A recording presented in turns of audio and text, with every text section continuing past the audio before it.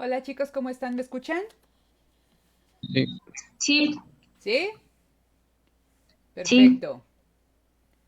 Ok, déjenme aquí seguir admitiendo a sus compañeros. Denme un minutito. Ok, ¿cómo les fue con los cuestionarios y las prácticas? Bien, pero hay dudas en cómo calcular el costo de oportunidad. Ok, Bueno, yo tengo dudas. ok, ¿quién más? ¿Cómo lo vieron? Yo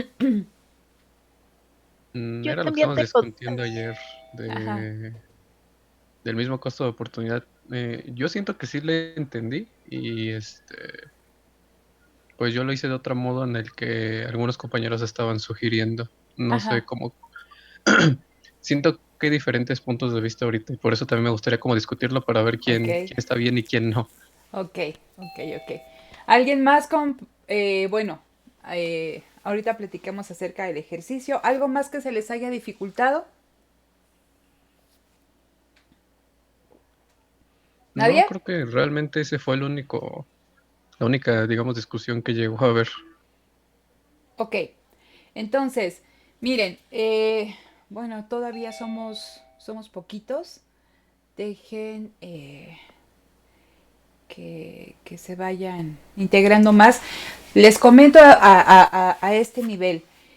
No pude subirles las presentaciones que tenía yo programadas porque, como se acuerdan, la última sesión que tuvimos tenía yo aquí como un problema de, no sé, de vinculación o de que yo estuviera grabando aquí con el Zoom. Entonces ya implementé otra forma, tengo otro monitor, ¿no? Aquí al mismo tiempo que con el cual voy a grabar toda la presentación. Cuando terminemos, empiezo a procesarlo y vamos a subir todos estos videos y los que se graben ya de ahora en adelante en un canal de YouTube y obviamente por toda esa cuestión que nos están haciendo mucho alusión en la universidad que se mantenga todas las clases, tanto por la privacidad, ¿no? De los alumnos, de profesores, por el material que se intercambia, que muchos de los materiales tienen derechos de autor y que se tiene que hacer alusión. Entonces nos están recomendando, ¿no? Que toda aquella intercambio de información y en ese caso los videos y las clases se almacenen en un lugar donde pueda ser una revisión privada, ¿no? Entonces lo que yo voy a hacer, ya tengo abierto el canal de YouTube, inmediatamente que les digo que terminemos, termina la grabación, lo proceso y lo subo ahí, les mando el vínculo para que ustedes lo puedan ver de forma privada y todo quede dentro de la misma comunidad de la UAM y en este caso de nuestra aula, ¿no? Entonces, esta semana vamos a trabajar, vamos a retomar algunas cuestiones de la primera sesión que no terminamos bien y vamos a empezar con este capítulo 2 de parking que es el del problema económico. Y en este capítulo 2 del problema económico nos hace alusión a una serie de ejercicios de la frontera de posibilidades de producción, que es uno de los modelos económicos principales que vamos a ver en la intro a la micro. El otro va a ser el flujo circular del ingreso, son los más sencillos, ahorita explicamos por qué. También cómo podemos calcular el costo de oportunidad, qué vamos a entender por costo de oportunidad, cómo lo podemos calcular. Y también al final de este capítulo vienen acerca de ejercicios de las ganancias del comercio, ¿no? Cuestiones de ventaja comparativa, ventaja absoluta, ventaja comparativa dinámica y también una serie de ejercicios que tenemos que realizar. Entonces, generalmente aún en las clases presenciales, a los alumnos les cuesta bastante problema identificar toda esta cuestión de la frontera de posibilidades y poder calcular el costo de oportunidad. Y no solamente calcular el costo de oportunidad, cómo voy a interpretar, ¿no? Ese número, ¿no? O ese dato que yo obtengo del costo de oportunidad. Entonces, una cosa importante es calcularlo y otra cosa cómo lo voy a interpretar. A mí lo que me gustaría el día de hoy es trabajar esta cuestión del costo de oportunidad, resolver, ¿no? La práctica de hecho que ustedes tenían que revisar y les quería proponer si podíamos vernos el próximo jueves para que aquí también realizáramos el ejercicio que creo que es la práctica 4 donde vienen de las ganancias del comercio, de que a quién le conviene producir, si gorras o no, no recuerdo cuál era el ejercicio, ¿no? Gorras o suéteres o algo así, que eran dos personas. Entonces, resolver ese ejercicio, ¿no? Y de hecho, esta semana ustedes no tendrían que entregar ninguna práctica en línea, ¿no? Sí les recomendaría, no sé si ustedes se han fijado, en la parte final de cada apartado del libro de Parkin vienen una serie de ejercicios. Entonces, yo generalmente lo que hago en clase presencial, bueno, me tomo prácticamente casi todos los ejercicios y los voy resolviendo. Entonces, yo creo que también aquí podríamos hacer como alguna práctica similar. Ya también tengo un pizarrón electrónico a través del cual podemos estar trabajando. Entonces, que se les dejara, ¿no? Ejercicios más que de tarea, de práctica para ustedes, ¿no? Y que lo resolviéramos en la sesión del sábado. Entonces, no sé qué les parece a ustedes eso que hagamos. Hoy trabajar esta cuestión de ir definiendo conceptos, costo de oportunidad, resolver la práctica de costo de oportunidad que ustedes tenían que hacer, que de hecho esa era en la misma plataforma del Classroom, ¿no? Y tener otra sesión también sincrónica el sábado en la cual trabajáramos esta cuestión de las ganancias del comercio y de ventaja absoluta y ventaja dinámica y dinámica competitiva. No sé qué les parezca. Alguien que comente. Sería el jueves, comentó. Sí. El martes no puedo porque no sé si recuerdan que les puse una invitación ahí en el tablero. Tengo una charla con colegas de la Facultad de Economía, con colegas de la UAM Xochimilco, con un colega de la FES Catlán. Entonces, a mí me gustaría mucho que estuvieran presentes en esa plática. Y les vuelvo a reenviar la invitación en el Zoom, ahí donde viene todos los vínculos y todo esto. Por eso se me dificulta el martes. Yo estoy proponiendo el jueves, más o menos, pues no sé, en un horario, no en el de clase, porque estoy también haciendo una cuestión similar con mis alumnos de teoría de la empresa. Entonces, sí nos va a llevar algo de tiempo. Yo estaba proponiendo, si ustedes no tienen inconveniente, si quieren el jueves, nos podemos ver a partir de de 1 a 2:30, o si quieren el viernes de la siguiente semana en el horario de clase, que es de 11:30 a 1, y tener, o sea, sesiones viernes y sábado, ¿no? En el horario normal de clase, o bien el jueves a la 1 y el sábado en el horario normal que tomamos nosotros clase. No sé qué les convenga en ese aspecto. Creo que el jueves de 1 a 2:30 está bien. ¿Sí? ¿Los demás qué opinan, chicos? Sería perfecto, profesora. Sí, ¿Sí? también. No tengo ningún problema. Ok, entonces, Yo no tengo ningún de una vez ya quedamos. El próximo jueves nos vemos de 1 a 2:30 y el sábado nos vemos normal de 11:30 a 1. ¿Sale? Para que podamos estar aquí resolviendo dudas que les surjan al momento de estar, bueno, o que ya les surgieron, ¿no? Al estar revisando estos ejercicios. ¿Sí? Entonces, alguien me preguntaba que tenía dudas acerca de esta cuestión del beneficio marginal y del costo marginal, que venía en la primera presentación o en el primer capítulo. ¿Está aquí presente o sí entienden esta cuestión del costo marginal y del beneficio marginal y cómo se liga con el costo de oportunidad? ¿Qué entienden por costo de oportunidad? Costo de oportunidad es cuando tienes que sacrificar algo para optarlo y hacer otra cosa, ¿no? Cuando tienes que dar algo para hacer otra cosa. Ok, Sí. ¿alguien más? ¿Qué entiende por costo de oportunidad? Más o menos igual, pero yo diría, ay, perdón, Adelante, adelante, sí.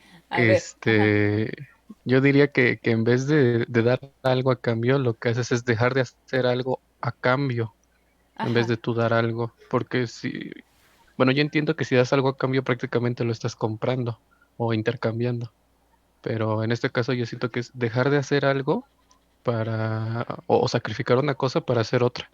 Ok, fíjate en lo que me comentas. Dices intercambiar o sacrificar. Cuando estamos hablando de un costo de oportunidad, siempre está, ¿no? Detrás una elección, está un intercambio y si tú quieres un sacrificio, porque tú estás sacrificando una cierta cantidad de algo por obtener más de otra. Es decir, en este momento, ¿cuál es su costo de oportunidad de estar hoy sábado a las 11:40 de la mañana sentados frente al monitor de la computadora? ¿Qué estarían haciendo? Podríamos Durmiendo. estar durmiendo o viendo Dormir, alguna ¿no? película. O estarte ahí Pero, desayunando o estar viendo una película o qué otra cosa. pues, sería el valor del bien mayor al que renunciaríamos Ok, por hacer entonces lo que fíjense, en este momento. ¿cuál es, ¿cuál es lo escaso que tenemos en este momento? ¿Es El el tiempo. qué? El tiempo, ¿no? Entonces, ese es mi bien escaso o limitado. Entonces, yo tengo que tomar una decisión. La próxima hora o la próxima hora y media, ¿a qué la voy a dedicar? ¿Me puedo dormir? O sea, ¿me puedo quedar dormido? ¿Me puedo seguir de largo? ¿O me levanto y tomo una clase? ¿Sí? Entonces, pero en ese tiempo, ¿no? También podemos desayunar, ¿no? Podemos estar echando el chal con la mamá o con el papá, podemos ver una película, podemos estar ejercitándonos. Tenemos una multiplicidad de lecciones, ¿no? O de actividades que nosotros podemos realizar en esa hora u hora y media. Sin embargo, hay una a la que le damos mayor valor. Quizá para Sael o para Moisés dirían, no, pues, o sea, yo puedo desayunar, ver la película, platicar, pero mi mejor, o sea, la actividad que yo valoro más es dormirme, ¿vale? O sea, es seguir dormido hasta la 1 de la tarde. Entonces, esa es mi mejor opción. Sin embargo, están ustedes aquí sentados tomando una clase. Cuando estamos hablando de costo de oportunidad, estamos hablando de que tengo 5 o 6 opciones, pero de esas 5 o 6 opciones hay una que yo valoro más. Luego entonces, cuando yo estoy hablando del costo de oportunidad, es la que es la mejor alternativa a la que yo estoy renunciando. Estoy intercambiando mi tiempo de estar dormido por estar tomando una clase. ¿Por qué? Profesora, Dime. pero también, bueno, en el libro no sé si se interprete como una característica, pero dice que se renuncia por algo que podríamos hacer en el presente para obtener un beneficio a futuro. Exactamente. Recuerden, y les voy a compartir aquí la presentación. Déjenme ver si la tengo. A ver. Déjenme aquí poner mi presentación. ¿Están viendo la pantalla? No, ¿verdad? ¿O sí? No. ¿No? Ok. No. Pero me siguen escuchando. Ok. Entonces, ahí está. Ya regresamos a. Ya ahora sí me ven, aunque sea chiquito, ¿no? ¿O no? Sí la vemos, pero su pantalla no. Ah, ok. Entonces, ahorita les comparto ahorita les comparto la pantalla.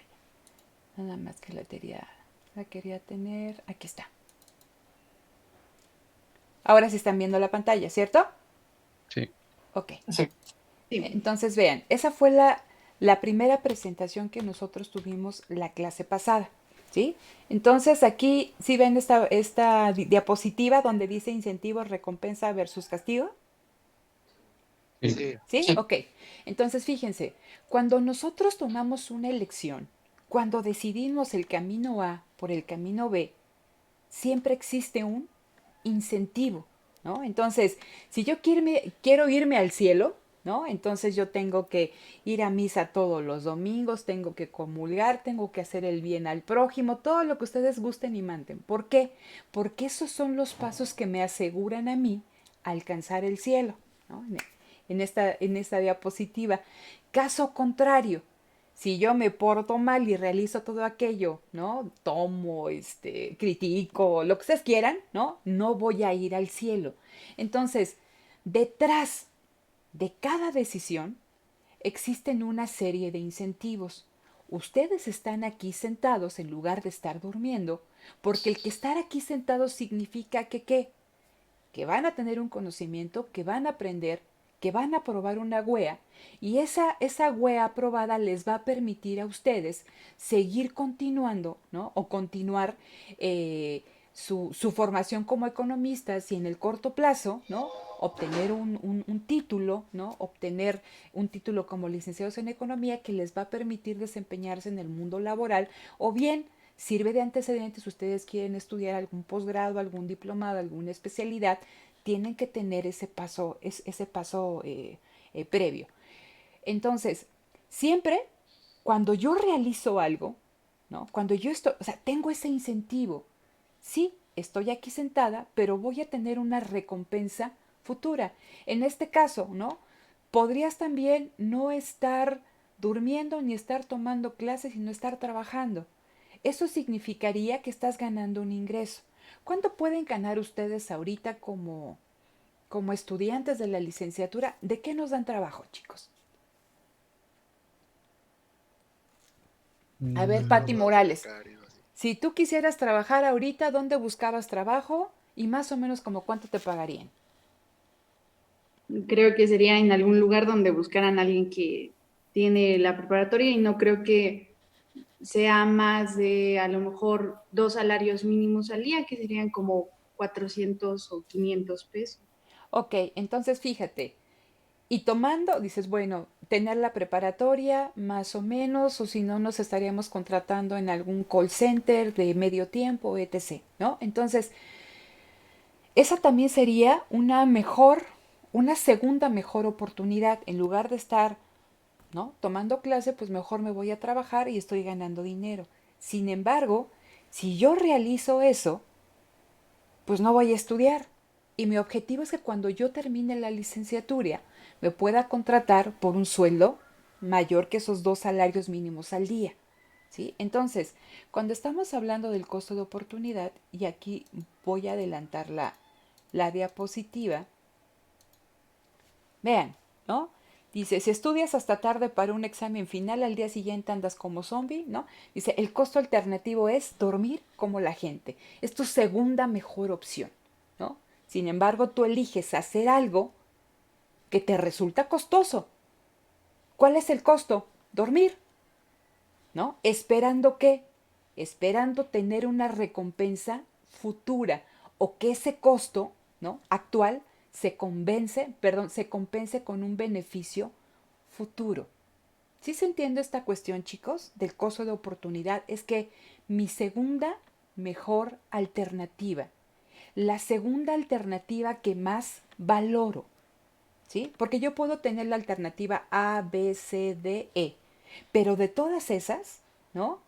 Yo tengo dos que son las que a mí más me mueven. Entonces, yo puedo hacer todo lo que estamos platicando hace rato.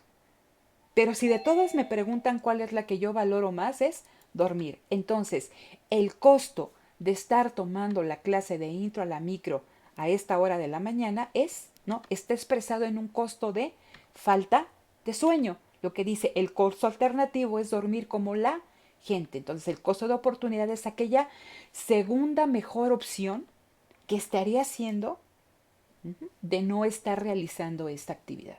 ¿Sí se entiende, chicos, esta cuestión del costo de oportunidad?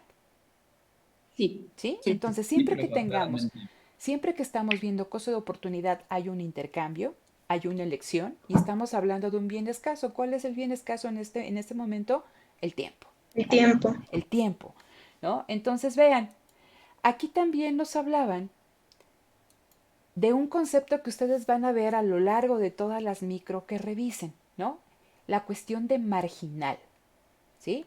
Y siempre que nosotros estamos evaluando qué tan costoso o qué tan benéfico nos resulta algo, tenemos que ver este concepto de costo marginal o de beneficio marginal. Cuando estamos hablando de un costo marginal, significa que ¿qué? Es el costo, ¿no? En el que yo incurro si yo fuera una empresa, por producir una unidad adicional del producto X. ¿Vale? ¿Con qué voy a comparar ese costo en la producción del producto X o del bien X? Con el beneficio que yo voy a recibir por la venta de ese bien X en el mercado. Siempre que, o sea, esto es en el caso de la empresa, pero nosotros también como individuos y en este caso del costo de oportunidad, siempre estamos haciendo ese trade-off, siempre estamos haciendo esa comparación entre el costo, ¿no?, por realizar una actividad adicional respecto al beneficio que nos da realizar esa actividad adicional. El costo que yo voy a tener en términos de sueño de dedicar una hora, ¿no?, a estar resolviendo la práctica o la tarea, ¿no?, respecto al beneficio que me va a dar actual o futuro realizar esa tarea.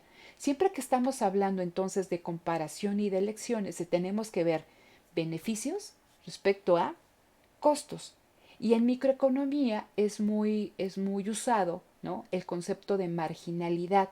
Siempre elegimos que, ¿no?, lo que me cuesta realizar una actividad, lo que me cuesta producir un bien respecto al beneficio que me da, ¿no?, esa misma actividad o la venta de ese mismo bien. Siempre lo vemos en términos de unidades, ¿no? Y va a ser un concepto que vamos a recuperar mucho más adelante. Aquí nada más están sentando como que las ideas o las nociones básicas, ¿no?, de estos conceptos. ¿Queda claro esta cuestión entonces del costo marginal o del beneficio marginal o alguien no lo entiende? Sí, Dime, tengo una duda. dime. ¿Cuál es la diferencia de pronto entre costo marginal y costo de oportunidad creciente? Ok, ¿cuál es la diferencia entre costo marginal y el costo de oportunidad creciente? Ok, bien, esto del costo de oportunidad creciente viene en el capítulo 2 del problema económico. ¿Qué significa un costo de oportunidad creciente? Tú siempre, ¿no?, estás comparando costos-beneficios, ¿sí? Entonces, tú vas a realizar una actividad, ¿sale? Una actividad y renuncias a otra. Estamos hablando del tiempo que tú dedicas a estudiar y el tiempo que tú dedicas a dormir. Ok. ¿Cuánto tiempo duermes? ¿8 horas más o menos? Vamos a hacer que 8 horas. 8 horas, ¿no? Entonces dices, bueno, puedo quitarle a mis 8 horas de sueño una hora, pero sigo durmiendo 7 horas. Esa hora adicional la voy a dedicar a estudiar. Pero si tú dedicas, ¿no?, cada vez más tiempo a estudiar en lugar de a dormir, pues cada hora de estudio te resulta más costosa. ¿Por qué? Porque estás renunciando, ¿no?, a horas de sueño. Entonces no es lo mismo dormir 7 horas y añadirles ahora el tiempo de estudio a dormir 2 horas o a dormir 1 hora. ¿Sí? ¿Qué pasa cuando tenemos exámenes finales?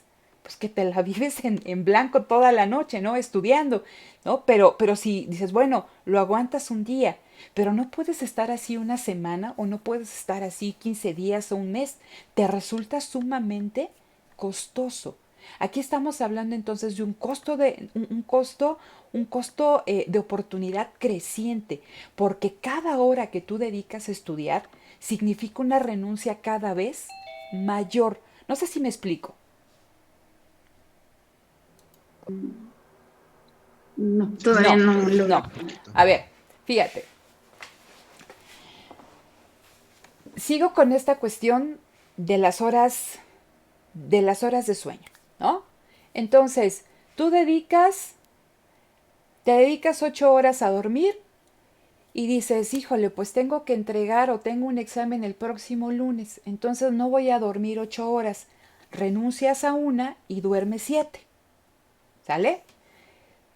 ¿Será mucha la diferencia en términos de descanso y que se repare tu cuerpo de dormir 7 horas a 8 horas? ¿O más o entiendo. menos similar? ¿Qué Puede ser piensas? similar. Pues puede ser similar, ¿no? Ok, ves que no la haces y que no la entiendes, dices, híjole, pues entonces voy a dormir en lugar de 7 horas, voy a dormir 6 horas. Esa hora adicional la voy a dedicar a estudiar, ¿sí? ¿Hará mucha diferencia dormir 8 horas a dormir 6 horas? Un poco. Un poco, ¿no? Entonces, Lo que tú estás, ¿no? La hora que tú estás dedicando a estudiar tiene un costo. Ese costo se va a expresar en qué? En términos de las horas de sueño a las cuales tú renuncies. Si tú sigues haciendo ese traslado, ¿no? Quitas de un lado, renuncias a dormir por estudiar, cada vez se hace ¿qué? Se hace más costoso en términos de las horas de sueño a las cuales tú estás renunciando. Porque primero renunciabas a una hora, después renuncias a otra hora, después renuncias a otra hora. Entonces ya no es lo mismo dormir 7 horas que dormir 2 horas, ¿sí o no? Es más Sí, costoso. ¿Por qué? Porque cada hora adicional que tú le dedicas a estudiar te significa una renuncia en términos de qué? En términos de descanso, en términos de que se repare tu cuerpo. Simplemente pónganse a pensar, ¿no? Que cuando estás estudiando y que no duermes toda la noche, en la mañana o sea, estás todo embotado y ya como que ni le cachas lo que tendrías que estar entendiendo, ¿no? Entonces es más costoso, o sea, dices, híjole, o sea, yo ya no voy a renunciar a la única hora que voy a dormir porque me resulta sumamente costoso en términos de descanso. A eso, ¿no? A eso se refiere cuando nos dicen el costo de oportunidad creciente. Significa, y ahorita lo vamos a ver con un ejercicio, significa que hacer ese traslado, ¿no? De tiempo hacia una actividad nos implica una renuncia mayor en términos de la otra actividad. Cada vez vamos a estar, ¿qué? Menos dispuestos a no dormir. No sé si me explico. O a los demás que les sí, quede más claro. Pero sí, sí, más o menos te queda claro. sí, profesor. ¿Sí? Ok. A los demás, ¿duda Sí, con profesora. esto? ¿Sí? Ok. Entonces les digo, siempre estamos haciendo este juego. Beneficios por realizar una actividad versus el costo que me implica realizar esa actividad. ¿Sale? Ok. Sí. Entonces, voy a terminar esta presentación y voy a iniciar ahora sí con la del problema económico. Entonces, denme un minuto. Déjenme aquí abrirla.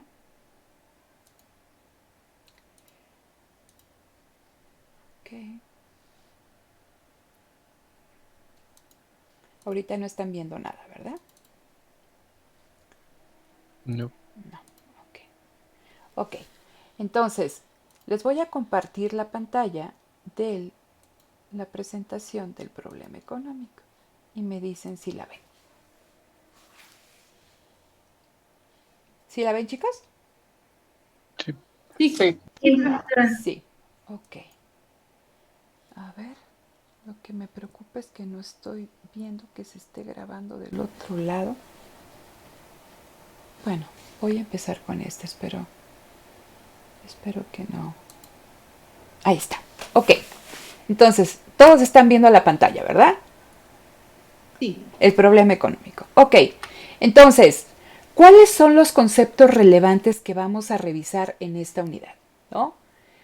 El concepto, la definición de frontera de posibilidades de producción, el concepto de una asignación eficiente de los recursos o una asignación ineficiente de los recursos, ¿no? Intercambio, el concepto de costo de oportunidad que ya empezamos a manejar en la primera unidad, costo marginal, lo que acabamos de platicar, beneficio marginal, crecimiento económico, ventaja comparativa y ventaja comparativa dinámica, y ahí me faltó ventaja absoluta, ¿no? Entonces, como les comentaba a sus compañeros, los que estuvieron al inicio, en la clase de hoy nos vamos a enfocar en trabajar los problemas de costo de oportunidad, cómo lo calculo, cómo lo interpreto, y la sesión del próximo jueves estaríamos revisando la práctica donde vemos esta cuestión de las diferentes tipos de ventajas comparativas, ¿no? La ventaja absoluta y la de la ganancia o en términos de especialización del comercio.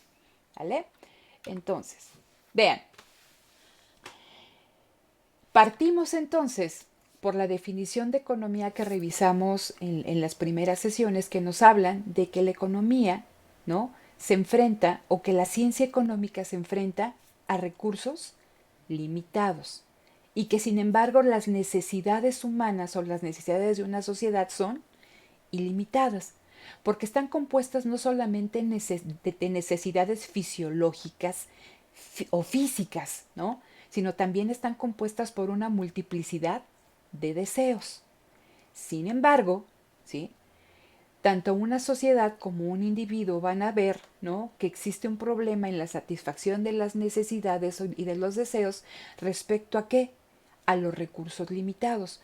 Yo puedo tener, bueno, el deseo, la necesidad de un auto, ¿sí? Y no es lo mismo tener un Subaru a tener un Bentley, un BMW o un Porsche, ¿no? Sin embargo, yo tengo una limitación. En este caso, ¿cuál es mi limitación? Mi ingreso, ¿sí? Entonces, yo puedo tener esa necesidad real de un auto y un deseo de un auto de gama alta. Sin embargo, lo que me limita son los ingresos que yo tengo para adquirir ese vehículo. Lo mismo en el caso de las sociedades. Una sociedad puede tener una multiplicidad de necesidades que cubrir. Sin embargo, también se va a ver limitada por cuestiones productivas, ¿no? Por los factores productivos, por la dotación de recursos naturales, por su capacidad, su capital humano, ¿no? Su personal o su capital humano capacitado puede estar también enfrentando cuestiones de ingresos, ¿no? Entonces, tanto sociedades como individuos se van a enfrentar a este problema económico que ya platicábamos también en la primera sesión, del qué, cómo y para quién producir, ¿no? Entonces, precisamente en la pregunta del qué producir, ¿no? La empresa va a decir, o la sociedad, ¿no? En este caso, con estos factores productivos que yo tengo, ¿qué puedo producir? Y lo que yo voy a producir, voy a tratar de hacerlo de una forma eficiente. ¿Qué significa esta cuestión eficiente? Que los beneficios que yo obtenga de producir ese bien o servicio sean mayores que los costos en los cuales yo incurra, ¿sí?, por realizar esa actividad. La eficiencia significa que yo voy a producir un bien o un servicio al menor costo posible. ¿Hasta aquí vamos bien? Sí. Sí, ¿Sí? profesora. Entonces, fíjense, en la diapositiva dice, las sociedades, las empresas enfrentan limitaciones tanto en recursos tecnológicos como en recursos productivos. Y entonces, como lo platicábamos hace un momento con la hora del sueño, la empresa o la sociedad tiene que realizar intercambios, ¿no? Dice, imaginemos una sociedad cuyos factores de la producción, que ustedes ya revisaron en la primera parte que me dicen la tierra, el trabajo, el capital, ¿no? La capacidad empresarial, ¿no? Dice, son limitados. E imaginemos, ¿no?, una situación o un estado del mundo donde una economía solamente puede producir dos bienes, el bien X o el bien Y. Si ustedes detectan, ¿no?, ahí donde dice frontera de posibilidades de producción, dice que es un modelo económico. Es uno de los modelos económicos básicos, ¿no?, en la ciencia económica. ¿Qué es un modelo económico, chicos? Es Una un modelo. representación abstracta de la realidad. Ok, a ver, entonces siempre que hablamos de un modelo, muchas gracias, Eduardo, ¿verdad? Luis, No, Luis, perdón, es que aquí como veo muy poquitos, entonces como que luego se... Ok, cuando participen, sí les pediría que me dijeran su nombre, Luis, y la participación, ¿sale? Para que los vaya ubicando. Entonces, como dice Luis, la realidad puede ser tan compleja, ¿sí? Y como estamos hablando de que somos una ciencia social, decíamos en la primera sesión de que no podemos tener un laboratorio como lo tienen los químicos, los biólogos, los físicos, ¿no? En el cual ellos se centran en el problema de investigación y aíslan todo aquello que no es relevante. Nosotros, ¿no?, tenemos que hacer uso también de ciertos métodos o de ciertas prácticas, ¿no?, ciertas metodologías que nos permitan hacer abstracción de ciertos elementos que nosotros como investigadores consideramos no nos explican un fenómeno. Entonces hacemos abstracción de una realidad compleja y tratamos de centrarnos, ¿no?, en cuestiones específicas que nosotros como investigadores creemos que a pesar de que realizamos esa abstracción, nos va a permitir, o los resultados que obtengamos nos van a permitir entender el fenómeno. En este caso, estamos hablando de un modelo económico porque estamos abstrayendo la realidad y decimos que ¿qué? Que en una sociedad únicamente se produce el bien X o el bien Y. ¿Esa es una abstracción? Sí, porque en la sociedad ¿cuántos miles de bienes y servicios no se producen? ¿No? Muchísimos. Sin embargo, ¿sí? Si yo digo que una sociedad únicamente puede producir el bien X o el bien Y, no me va a generar problemas de interpretación porque yo puedo decir que el bien X es este termo y el bien Y son todos los demás, ¿no? Bienes o servicios que se producen en esa economía.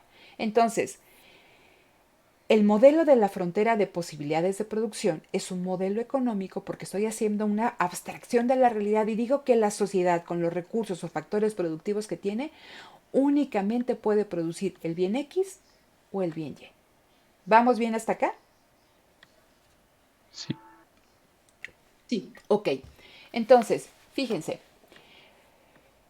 yo como sociedad, ahí, de hecho con Parkin, y recupero una grafiquita que ahí viene de Parkin, en el ejercicio, creo que es la página 32 o 31, nos hablan que en esa sociedad únicamente se pueden producir o latas de refresco de cola o se pueden producir pizzas.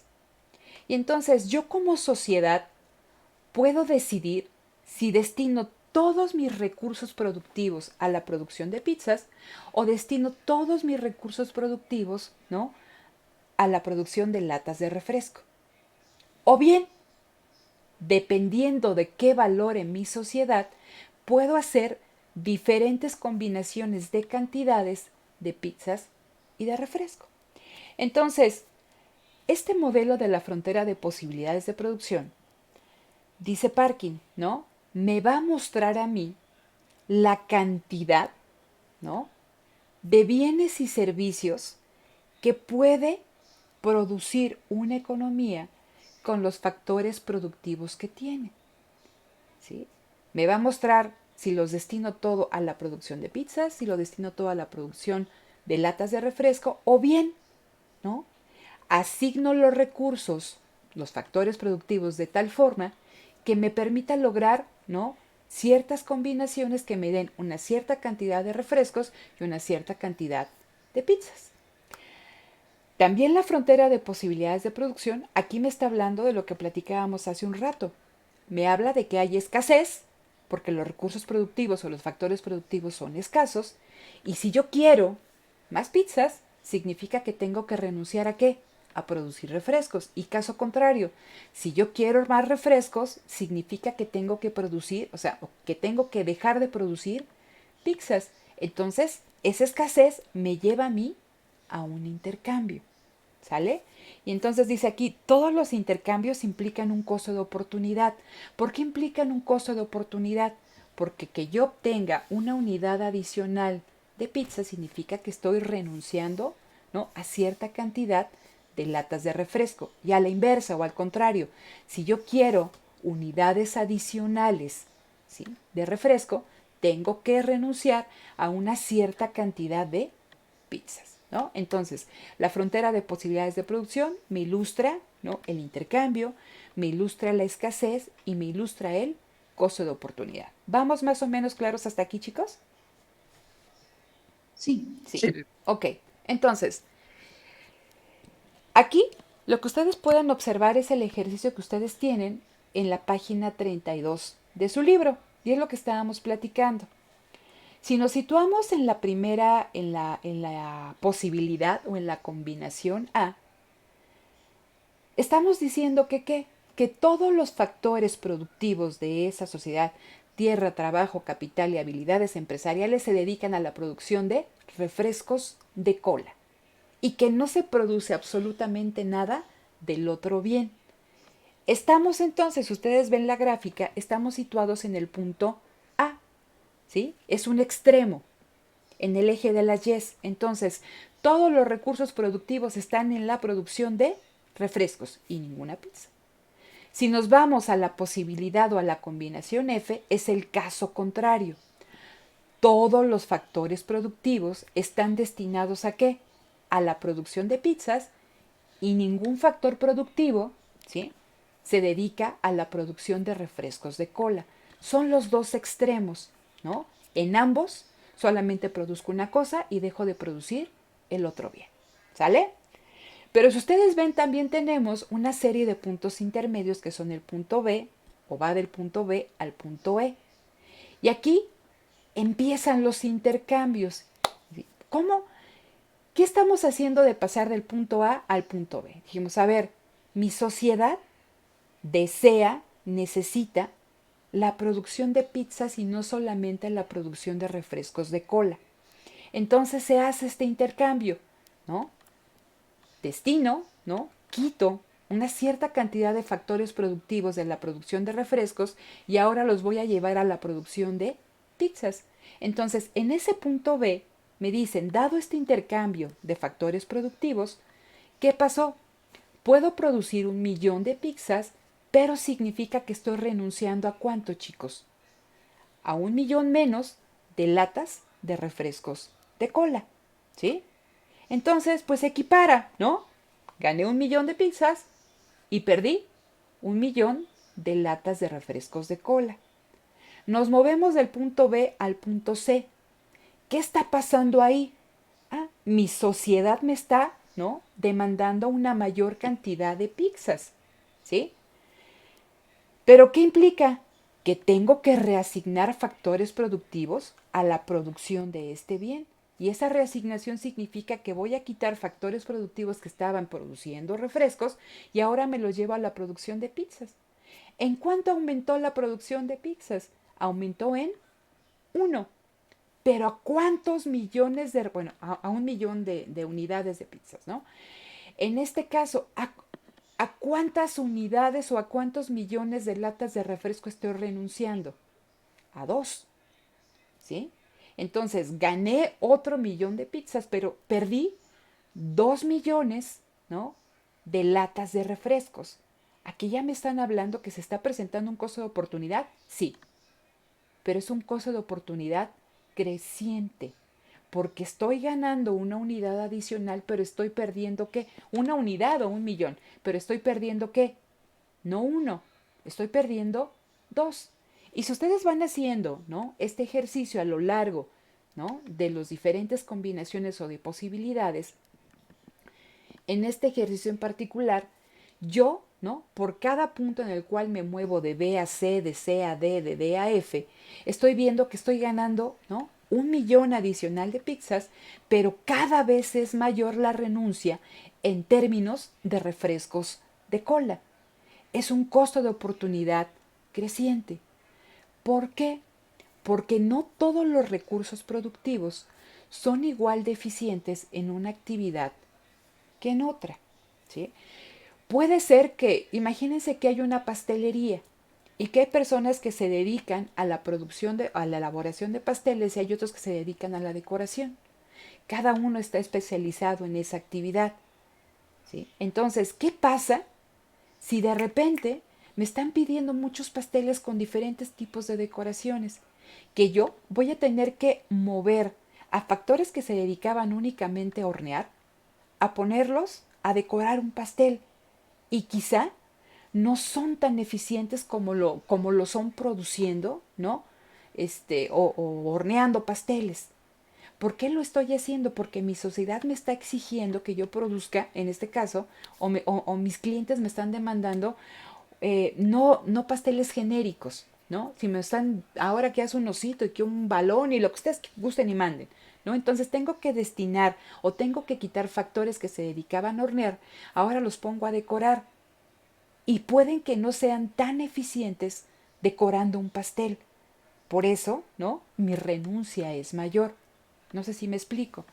Entonces, vean, vamos a ver aquí qué es lo que me están diciendo. ¿Se acuerdan que platicábamos hace un ratito que hablábamos de que en la frontera de posibilidades de producción puedo ver asignaciones eficientes, ineficientes, y también aquí me faltó una, inalcanzables?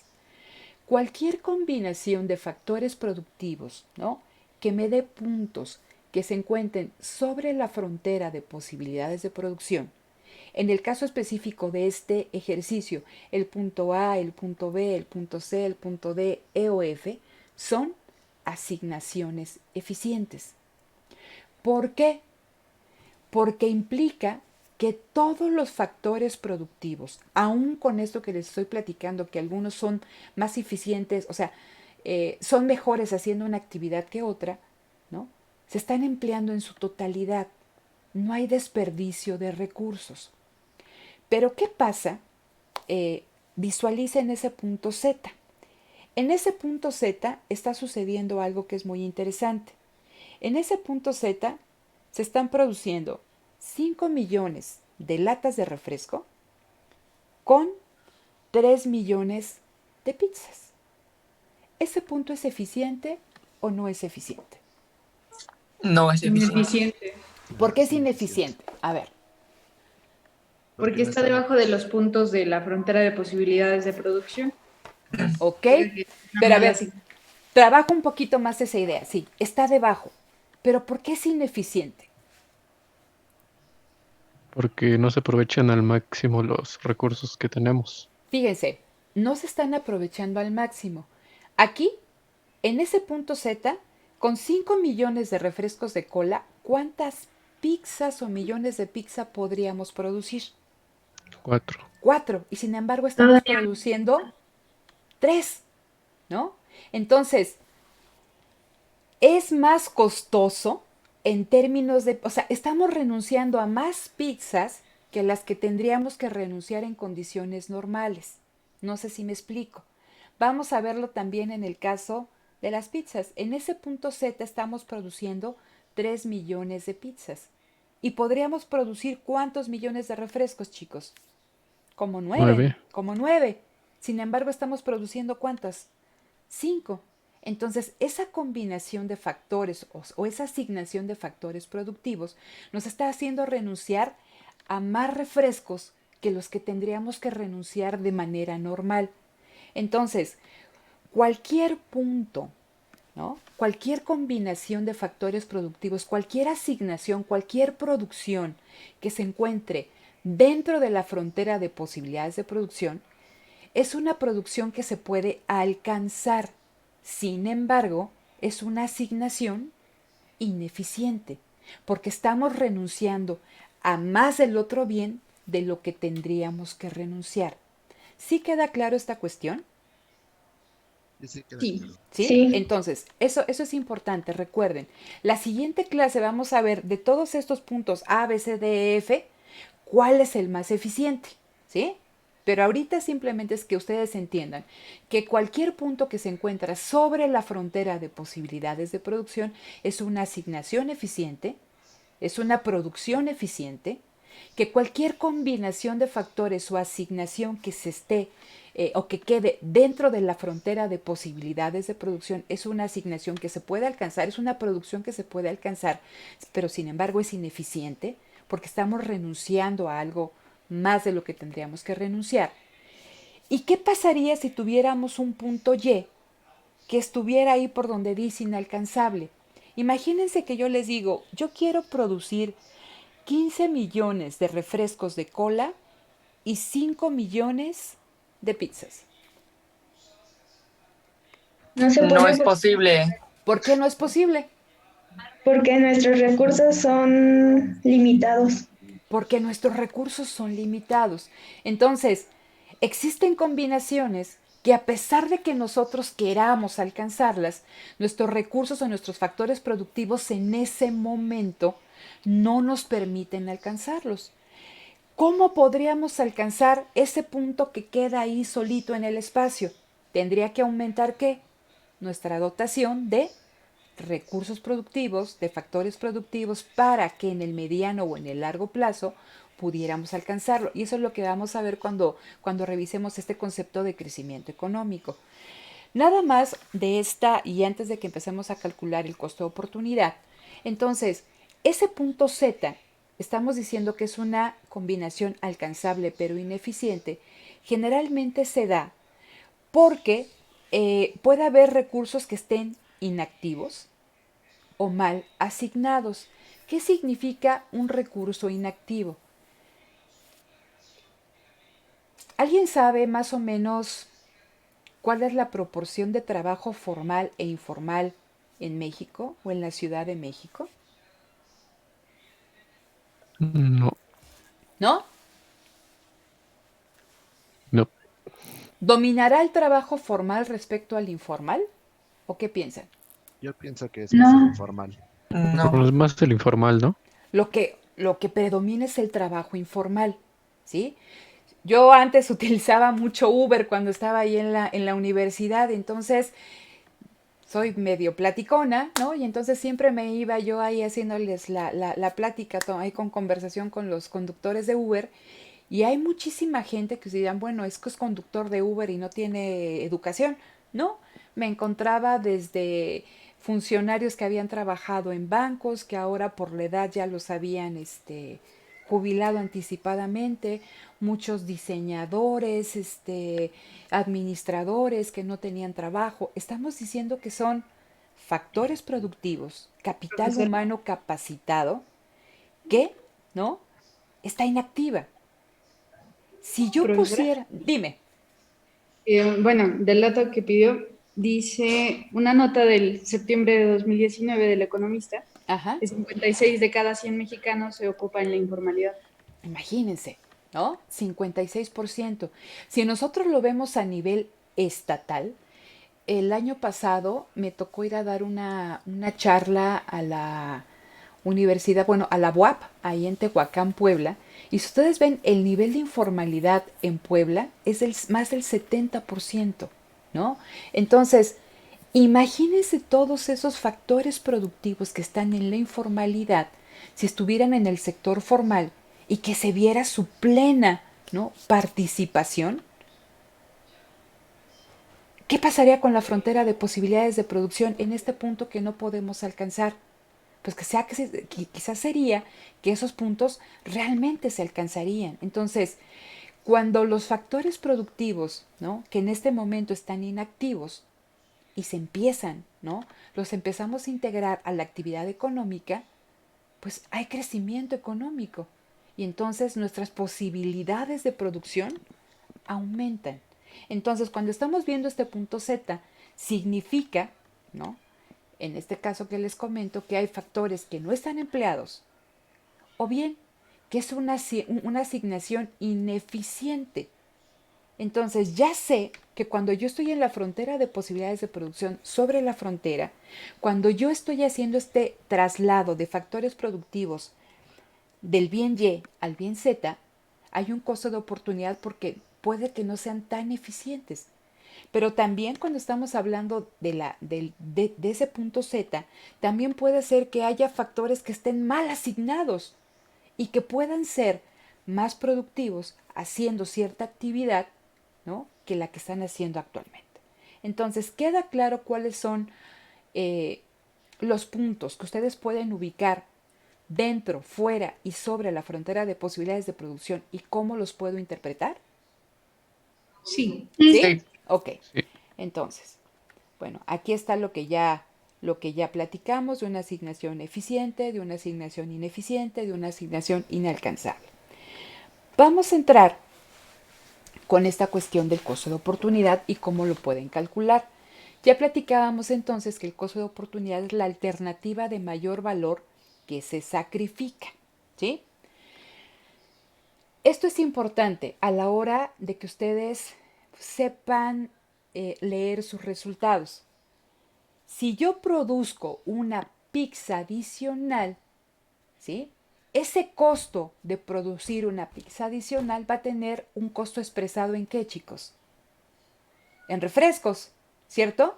Porque es el bien al que estoy renunciando. ¿Cuál es el costo de oportunidad de producir una lata de refresco adicional? Ese costo se va a expresar ¿en qué? En las unidades o en el porcentaje de pizzas que yo estoy dejando de producir y por lo tanto de consumir. Cuando hablamos del costo de producir algo, lo vamos a expresar en términos del otro ¿Sí queda claro hasta ahorita? Si no, ahorita lo vemos con mayor detalle. ¿Cómo calculo el costo de oportunidad? El costo de oportunidad, y ahí lo menciona Parkin, dice, es un cociente. Y en ese cociente, ¿cómo lo voy a construir? En la parte del numerador, ¿sí? Yo tengo que poner la disminución de la cantidad producida del bien. Y en la parte del denominador va el aumento que se logra, ¿no?, por esta reasignación en los factores productivos.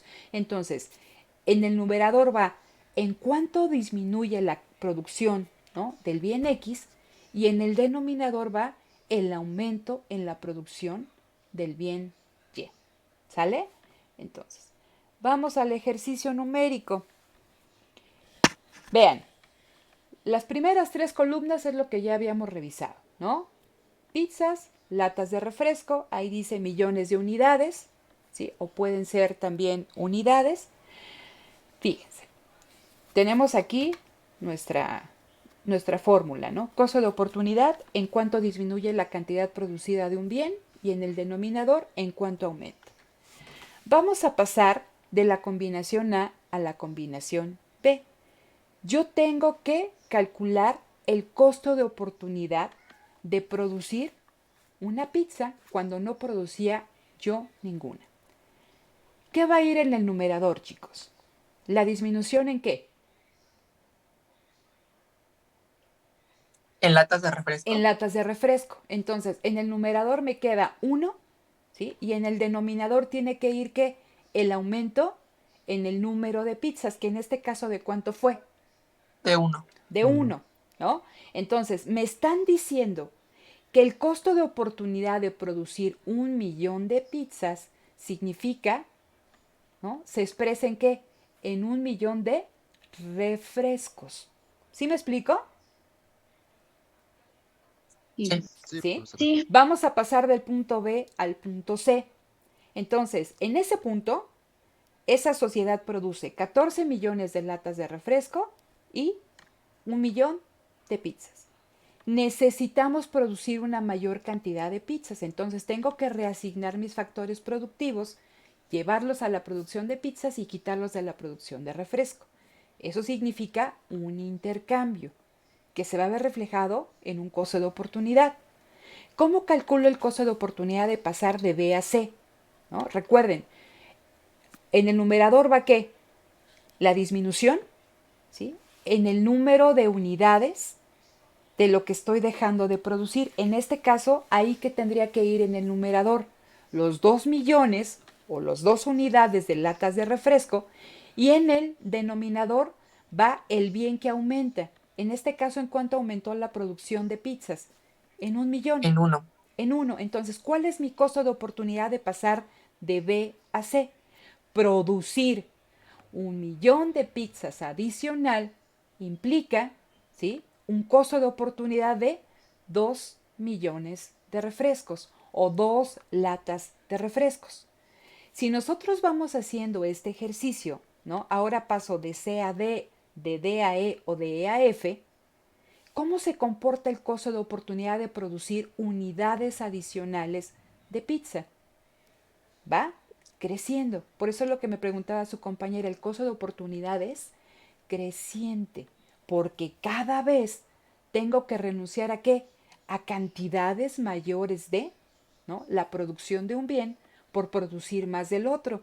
Y si ustedes ven ahí en ese punto F, el costo de oportunidad de producir 1.000.000 adicional de pizzas o una pizza adicional significa que renunciar a 5 millones de latas de refresco o a 5 latas de refresco.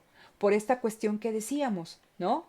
Los recursos productivos no son igual de eficientes en una actividad que en otra, ¿no? Entonces yo tengo que ir haciendo ese trade-off, tengo que ir haciendo ese intercambio y voy a enfrentar costos de oportunidad crecientes. Entonces, siempre que yo hable o cómo voy a interpretar el costo de oportunidad de producir una pizza adicional, lo tengo que, ¿no?, expresar en términos del otro bien, en este caso, de latas de refresco. ¿Dudas con esta cuestión cómo se obtuvo esa columna del costo de oportunidad de las pizzas? No. Mm-mm. No. Ok.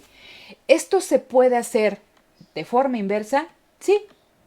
Profesora, Dime. yo tengo una duda. Dime. Al calcular el costo de oportunidad, primero tenemos que calcular, ¿es el costo marginal o son cosas diferentes? Son cosas diferentes. Fíjate, les ponía aquí cómo obtienes el costo de oportunidad, ¿sí? Ahorita lo estamos haciendo de una forma muy básica.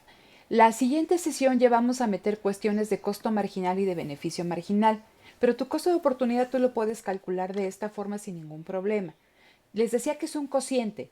En el numerador tú tienes que poner la cantidad de bienes a los cuales tú estás renunciando, el número, ¿no? En que se reduce la cantidad producida del bien, y en el denominador el aumento en la cantidad producida del otro bien, ¿no? Y entonces ese numerito que te refleje es el costo de oportunidad. En este caso, que obtuvimos el costo de oportunidad de producir pizzas, ¿sí?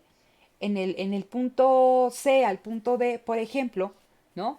Pasar de 2 millones a 3 millones de pizzas significa que ¿qué? Que aumenté uno, ¿no? Aumentó en 1 millón de pizzas lo que yo producía de 2 a 3, pero disminuyó en cuánto, chicos? En 3 millones de latas de refresco, ¿sí? Entonces es un costo de oportunidad creciente. Vamos a hacerlo al revés, ¿no? Todos sitúense en ese punto F. En el punto F, ¿sí? Que sería... ¿Sí se está viendo los cambios en las diapositivas, chicos? Sí, se ven los Sí. cambios. ¿Sí? Ok. Entonces vean, el punto F me está diciendo que la sociedad, ¿qué es lo único que produce? Pizzas, ¿no? Y no produce ninguna lata de refresco. ¿Sí? Estamos aquí. Bueno, ¿qué pasa si empiezo a hacer estos intercambios? Ah, bueno, me voy a mover del punto F al punto E. Quiero producir latas de refresco. Luego entonces tengo que reasignar factores productivos que se dedicaban a la producción de pizzas y llevármelos, ¿no?, a la producción de refrescos. Significa que voy a renunciar, mi costo de oportunidad va a estar expresado ¿en qué? En pizzas, porque voy a dejar de producir una cierta cantidad de pizzas. De acuerdo, ¿no?, a lo que nosotros estábamos platicando, ¿cómo obtengo el costo de oportunidad? Para pasar de F a E, ¿en cuánto disminuye mi producción de pizzas? En uno. En Un uno. millón. En un En millón. un millón. ¿Y en cuánto aumenta la producción de latas de refresco? En 5 En millones. 5. En 5. ¿No? Entonces, si ustedes lo vieran en términos de unidades, una lata de refresco significaría que tengo que renunciar a una quinta parte de una pizza, ¿sí? O bien, que 1 millón de latas de refresco significa renunciar a 1/5 de millón, ¿no?, de estas pizzas. Lo podemos ver en términos de unidades o de millones. Yo creo que es más fácil en términos de unidades. Imagínense ahora que yo quiero pasar del punto E al punto D. ¿Sale? Entonces, esa sociedad valora, requiere una mayor producción de latas de refresco. Tengo que reasignar factores y mi costo de oportunidad de generar más latas de refresco se va a expresar en términos de pizzas, porque es lo que yo estoy renunciando. Entonces, pasar del punto E al punto D, ¿en cuánto disminuye mi producción de pizzas? En 1. ¿Y en cuánto aumenta la producción de latas de refresco? En 4. En 4. ¿Sí? Entonces, si vamos haciendo ese ejercicio hacia atrás, vemos que primero renunciaba yo a 1/5 de pizza, a 1/4 de pizza, a 1/3 de pizza, a la mitad de una pizza. Y en el último punto, pasar de B a A significa, ¿sí?, que yo renuncio a una pizza completa o a 1 millón, ¿no?, de pizzas. Entonces, si nosotros calculamos tanto el costo de oportunidad de producir pizzas o el costo de oportunidad de producir refrescos, vemos que en ambos casos el costo de oportunidad es creciente. Cada vez la sociedad renuncia. Si yo quiero producir algo, tengo que renunciar ¿a qué? A cantidades más grandes que lo que yo estoy recibiendo de ese bien que estoy produciendo. A eso se refiere el costo de oportunidad creciente. ¿Y cómo puedo ver este costo de oportunidad creciente? ¿Sí? Con la forma de la frontera de posibilidades de producción. Ahí en Parkin, chicos, viene un error. Les dice que la frontera de posibilidades de producción, ¿de qué forma es la curva? Convexa. Convexa. ¿Es una forma convexa? ¿Eso que ustedes ven ahí? No. No, es cóncava. ¿Sí? Entonces, la frontera de posibilidades de producción, ¿sí? Tiene una forma cóncava que nos va a mostrar, ¿sí? Que a medida que nosotros pasamos del punto A al punto F, las renuncias son mayores. ¿Y eso cómo lo puedo ver gráficamente? Lo puedo ver de qué forma cambia la pendiente de la curva a medida que yo paso de un punto a otro. Fíjense, del punto A al punto B, ¿cómo es la pendiente? Pues es muy suave, ¿no? O sea, es lo que le decía a su compañera, pues sí, o sea, mi renuncia de dormir 8 horas a dormir 7, pues como que ni se siente, ¿no? Pero no es lo mismo no dormir 1 hora a no dormir 6 horas, ¿sí? Y nada más dormir 1 hora o 2 horas. La renuncia se hace muy pesada, muy costosa. Entonces, a medida que nosotros vamos produciendo unidades adicionales, a medida que nos movemos de A a B, a C, a D, ¿sí?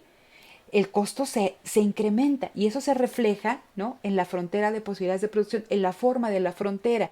Las pendientes se hacen cada vez más evidentes. Vean la pendiente que hay, ¿no? En el segmento E a F, ¿sí? Es una pendiente que muy pronunciada y eso nos habla que es un costo de oportunidad creciente. ¿Sí se entiende esta cuestión, chicos? Sí, sí se ¿Sí? entiende. Sí. Entonces vean, la frontera de posibilidades de producción no es convexa, es cóncava al origen. ¿Qué pasaría? Y esa era una pregunta en el cuestionario.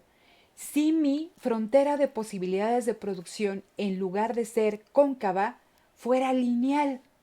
Imagínense ahí una línea recta, ¿no? Tenemos así como un triangulito. ¿Qué significa en términos del costo de oportunidad? ¿Sería creciente? No, sería constante, ¿no? Sería constante. Entonces significaría que ¿qué? Que yo produzco una pizza, ¿no? Y disminuyo una lata de refresco. Y que cada paso de las diferentes combinaciones significa que yo gano 1, pierdo 1. O gano 2 y pierdo 2. ¿Sí? Eso esa forma de la pendiente o de la forma de la frontera de posibilidades de producción nos diría que es, ¿no? Un costo de oportunidad constante. Lo mismo que pierdo, lo mismo que gano. Pero en este caso me están diciendo, y dado la forma de la frontera de posibilidades de producción, que es cóncava al origen, que a medida que yo produzco más de un bien, la renuncia en términos del otro aumenta cada vez más. ¿Sale? ¿Dudas entonces respecto a cómo se calcularon estas dos columnas, la de costo de oportunidad de pizzas y la costo de oportunidad de refresco? No. ¿No? No, Entonces, ninguna. ok. Ok, entonces, aquí están todas estas cuestiones de lo que les acabo yo de hablar. El costo de oportunidad de producir un bien aumenta a medida que se incrementa su producción. La frontera de posibilidades de producción es cóncava al origen. Incrementos de un bien en las primeras etapas cuestan poquito, ¿no? Su costo de oportunidad es pequeño y una pendiente suave, pero aumentos posteriores del mismo bien, de la producción de ese bien, implican costos mayores en términos de la producción del otro. Y ahí es lo que les decía, vamos a tener pendientes sumamente pronunciadas. ¿Por qué? Porque los recursos no son igualmente productivos en todas las actividades. ¿Sale? Entonces, ¿dudas con esta cuestión, chicos? Vamos a hacer el ejercicio que de hecho ustedes tenían que contestar, pero nada más me interesa que si hasta aquí vamos bien o quieren que repasemos algo. Pues hasta ahí vamos bien. Hasta aquí vamos bien. Ok. Entonces, les decía que es muy importante cuando nosotros vemos la frontera de posibilidades de producción, que va implícitamente ligada con el concepto de crecimiento económico. ¿De qué forma nosotros como economistas vemos si México o cualquier economía en el mundo presenta crecimiento económico? ¿Cuál es el indicador por excelencia que nos habla del crecimiento económico? El PIB El PIB. ¿Y qué es el PIB? Es el Producto Interno Bruto. Es el Producto Interno Bruto. Y se lo vas a explicar a tu abuelita. A ver, entonces ya le dijiste que el PIB es el indicador que te habla de crecimiento económico y que es el Producto Interno Bruto. Entonces tu abuelita se queda como yo que no le cachó nada, ¿no? ¿Cómo le explicas a tu abuelita en términos coloquiales qué es el PIB? Pues de forma coloquial diría que es lo que se produce en el país Ajá, y se vende. Obviamente no se puede considerar la reventa, o sea, solo en un año. Y se produce, se calcula por, creo que me recuerdo que eran por bimestres. Y para hacer comparaciones ajá. exactas tienes que comparar exactamente el mismo bimestre que el de este año que el del año anterior, porque si no hay eventualidades o fiestas, que es donde la gente compra más o se producen más cosas. Ok, entonces, ¿ya con esa explicación ya le entendió a tu abuelita? ¿O más o menos? Ya Eso le esperaría a ver dijiste si me pregunta. bimestres, ya estacionalidad, ya, o sea, a ver, no son bimestres, generalmente son trimestres, ¿no? A Y si tienes trimestres, que hacer perdón, sí. comparaciones entre el mismo trimestre en los diferentes años. Fíjense, cuando estamos hablando de crecimiento económico, estamos hablando de que crezca, ¿no? En este caso, la producción, se refleja en la producción. Entonces, el Producto Interno Bruto me está diciendo todo aquello que se produce internamente, ¿no? En México, lo produzcan empresas nacionales o empresas extranjeras, no importa la nacionalidad. Es un término de, ¿no? Territorio, que se produce dentro de las fronteras de un país y es lo que tú me decías, ¿no? Generalmente se calcula la producción en un año, aunque tú puedes ir viendo estas estimaciones, ¿no? Trimestrales, ¿no? Y que después se van ajustando. ¿Por qué es Profesora, importante? Dime. pero ¿no era el PIB menos el PNB, el Producto Nacional Bruto? Fíjate, hay un libro que se los voy a subir ahí y yo creo que les va a ayudar tanto para esta clase como para la otra. Es de Jonathan Heath, que ahora es uno de los subgobernadores del Banco de México. Él estuvo dando clases ahí en la UAM Capozalco y tiene un libro que sacó publicado INEGI que se llama Lo que indican los indicadores. Lo que ustedes tienen que ver con el Producto Interno Bruto y con el Producto Nacional Bruto, en ambos nos hablan de producción. Pero mientras el Producto Interno Bruto nos habla de todo lo que se produce en una economía, no importando la nacionalidad del factor productivo, es decir, cuando yo veo el Producto Interno Bruto de México en el 2019, a él contribuyó tanto Bimbo como contribuyó Ford o contribuyó Samsung, ¿no? En la producción de todo lo que se realizó en México en 2019. Cuando tú ves cuestiones del PNB, aquí se importa la nacionalidad del factor productivo. Tú vas a ver lo que, ¿no? Lo que produjeron tus factores productivos, lo que les pagaron a tus factores productivos, versus, y aquí sí tienes que quitar, lo que produjeron otros factores que no son mexicanos y que les tienes que pagar. Entonces, en términos del PIB, es una cuestión territorial. Lo que se produce en una economía no importando la nacionalidad del factor productivo. En el caso del PNB, ahí sí importa la nacionalidad del factor productivo.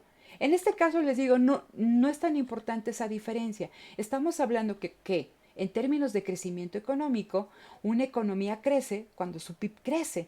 Entonces, no es lo mismo que nuestra producción crezca a tasas del 2% a que crezca anualmente a tasas del 6%, porque eso significa que estamos produciendo una mayor cantidad de bienes y servicios y que los factores detrás de la producción de esos bienes y servicios esperaríamos que estuvieran incorporados en un empleo formal y que todos tuvieran asignados un sueldo o un salario. ¿Sí? Entonces, También eso, dime, solamente se puede contar el crecimiento económico con, ¿cómo decirlo? Con el crecimiento del empleo formal, que sería a través del IMSS. el crecimiento económico, fíjate, tú lo puedes relacionar, sí. Fíjense los problemas que hemos tenido actualmente en esta coyuntura, porque muchas de las personas que se pueden beneficiar en un determinado momento de cierta ayuda que te dé tu empresa o cierta ayuda que te dé el gobierno en los distintos ámbitos, es porque estás integrado a un mercado laboral. El drama en la economía mexicana es lo que platicábamos, que casi el 60%, y dependiendo del estado que nosotros estemos revisando, está en el sector informal. Entonces, ¿de qué forma tú canalizas apoyo a todos estos sectores que ellos sí forzosamente tienes que salir allá afuera, ¿no? A trabajar, porque no hay de otra. O sea, tú eres tu propio jefe, ¿no? Tú eres tu propio patrón. Y si no trabajas, pues nadie te paga, ¿no? Entonces, ese es un problema. Si nosotros incorporáramos, es lo que estábamos platicando y ahorita lo vamos a ver, tenemos una multiplicidad de factores productivos capacitados y no capacitados que están en el sector informal. Entonces, si tú tienes a un ingeniero que en lugar de estar trabajando en Uber, es más eficiente y más productivo en una planta, no sé, transformando, no sé, en una planta automotriz o en una planta desarrollando tecnología, ¿sí? ¿Va a haber crecimiento económico? Claro. Profesora, Hay factores productivos mal asignados y hay factores productivos que de plano no están asignados, están desocupados. Dime, ahora sí. Sí, otra duda. Bueno, respecto a lo que acaba de decir, hay una parte del libro que también menciona que cuando se produce tecnología en un país, renuncian a producir otras cosas en el momento. Ajá, ¿Ese igual es un costo de oportunidad para la nación? sí. Miren, les comento un ejemplo que va mucho de con ese razonamiento, ¿no? Cuando todos han escuchado de cómo Rusia, ¿no? A raíz de la Primera Guerra Mundial, sale de la Primera Guerra Mundial, se concentra en una guerra civil muy fuerte que tenía internamente y a partir de ahí se va a constituir un gobierno de tipo socialista, ¿sale? Entonces era el primer país que tenía un gobierno de este tipo, es decir, la colectividad, la planificación estatal, se planeaba que fuera un gobierno liderado por los trabajadores, ¿no? Donde no hubiera explotación y esta cuestión. Más allá de cuestiones ideológicas, si nosotros revisamos a Rusia, vemos que Rusia al iniciar la Primera Guerra Mundial era una economía pues prácticamente feudal y agrícola, ¿sí? Cuando ya teníamos, o sea, imagínense, 1910, la Primera Guerra Mundial fue en 1914, ¿no? O sea, Gran Bretaña y los Estados Unidos ya tenían una tradición industrial importante, tenían un sector productivo importante. Entonces, cuando termina la Primera Guerra Mundial, termina la guerra civil en Rusia, ¿no? La Revolución Rusa, y Rusia se constituye como el primer país socialista, ¿no? Liderado por los trabajadores, como esta cuestión de la planificación estatal. Rusia tenía, ¿no? A todos los países capitalistas en contra.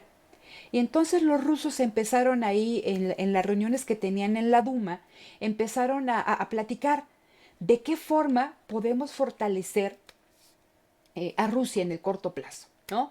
Y entonces había un sector que decía, híjole, es que el pueblo ruso ha tenido renuncia tras renuncia y costo tras costo, hambrunas, sequías, toda la cantidad de muertos que hubo en la Primera Guerra Mundial, la cantidad de muertos que hubo en la Guerra Civil, todas las renuncias que tuvo que hacer el pueblo ruso. Entonces decían ellos, quizá sería bueno empezar a industrializar, ¿no? A Rusia, que deje de ser una economía feudal y agrícola, y vamos a hacerlo como lo hicimos nosotros en México, ¿no? Vamos a empezar a producir bienes de consumo no duradero. Y eso va a ser bueno porque la sociedad rusa va a tener bienes que comprar y se va a ir fortaleciendo el sector industrial y se van a crear mercados, etc. Y había otro sector, ¿no? Que decía, si hacemos eso, no vamos a poder salir del atraso en el que estamos. Es importante que los recursos limitados se destinen a la producción de qué? De tecnología, de bienes de capital. Sí, estoy renunciando, estoy sacrificando el consumo actual de bienes de consumo, pero en el largo plazo, ¿sí? Esos recursos que se están destinando a la innovación, ¿no? A la construcción de bienes de capital, es decir, máquinas que me permiten producir máquinas, ¿no? O en educación, si ustedes lo quieren ver, le van a dar a Rusia ¿qué? Le van a permitir estar en un tú a tú con las principales potencias capitalistas de la época. Y eso fue lo que hizo Rusia. Si ustedes revisan, me imagino que en algún momento en la carrera, los planes quinquenales fue un proyecto de industrialización de largo plazo, pero ellos no apostaron por una industrialización fácil como lo hicimos nosotros en México y en América Latina. Ellos se fueron a la parte difícil, a la parte dura, ¿no? La inversión de los recursos escasos en la producción de bienes de capital. ¿Y fue un costo? Sí, fue un costo enorme, pero Rusia creció. ¿Sí? Entonces, eso les permitió tener aumentos en su producción, en el tipo de producción y por ende crecimiento económico. No sé si me explico con esto, chicos. Sí. ¿Sí? Entonces, fíjense, aquí cuando me hablan de crecimiento económico me dicen, el crecimiento económico eleva los estándares de vida, pero no elimina la escasez, ni tampoco el costo de oportunidad. Siempre van a estar, ¿no?, presentes. Entonces, dice, lograr que la economía crezca implica un intercambio. Dice, cuanto más rápido crezca la producción, mayor será el costo de oportunidad del crecimiento económico. ¿Por qué? Porque mayor será la renuncia de otros bienes, ¿no?, que podríamos estar consumiendo en este momento, ¿sí? Esto es importante que ustedes lo vean. ¿Cuáles son las fuentes del crecimiento económico? ¿Cómo puede crecer una economía? ¿Cómo puede crecer un país? ¿No? A través de la innovación, del cambio tecnológico. No es lo mismo, ¿no?, producir trigo con una yunta, ¿no?, o una persona que va jalando el arado, a producir ¿con qué? Con un tractor. Y no es lo mismo estar con un tractor a tener ya todas estas maquinarias que a mí me permiten que todo lo que coseché le quitan la cáscara, o sea, ¿no? Es una innovación tecnológica importante, pero eso significa que hubo inversión en ese tipo de tecnología o en la innovación que me permite crear esas máquinas. Entonces, no es lo mismo producir, les digo, con un animalito a producir con un tractor y ayudarme de todas esas innovaciones en el campo de la agricultura. Hay crecimiento económico porque se produce más, ¿sí? Entonces, también, ¿cuál es otra fuente del crecimiento económico? El aumento de capital físico. Y regresamos a esto, ¿no? El aumento de capital, la inversión, la acumulación física, financiera, pero también en capital humano. Y por eso les hablaba de la educación. No es lo mismo lo que tú puedes producir, ¿no?, con individuos que no tienen ninguna formación, a que si tú tienes una población capacitada, educada, ¿no?, que te va a permitir producir bienes de otro tipo, ¿sí? Y entonces también aquí dice, ¿cuál es la fuente del crecimiento económico? Producir bienes de capital. Entonces, si ustedes ven lo que produce México y lo que produce Alemania, ¿no?, nosotros importamos todas las máquinas que hacen en Japón o en Alemania. ¿Por qué? Porque ellos producen bienes de capital. Mientras nosotros exportamos petróleo, exportamos materias primas, ¿no?, productos básicos con muy bajo valor agregado, ¿no?, determinados bienes de consumo. Entonces, ¿cómo va a haber crecimiento económico mientras le invertamos a la producción de bienes de capital? ¿Sí se entiende esta cuestión de las fuentes del crecimiento económico, chicos? Sí, ¿Sí? Ok. Entonces vean, ¿qué pasa? Aquí venía un ejemplo, ¿no?, de esta cuestión de los bienes de capital. Y decían, a ver, ¿cuáles son los recursos que en este momento están limitados, ¿no? Imagínense el dinero. Entonces dicen, esa economía puede, ¿no?, producir pizzas, el bien de consumo, o bien puede irse a la producción de bienes de capital. ¿Cuál es el bien de capital? Los hornos para las pizzas, ¿no? Entonces, si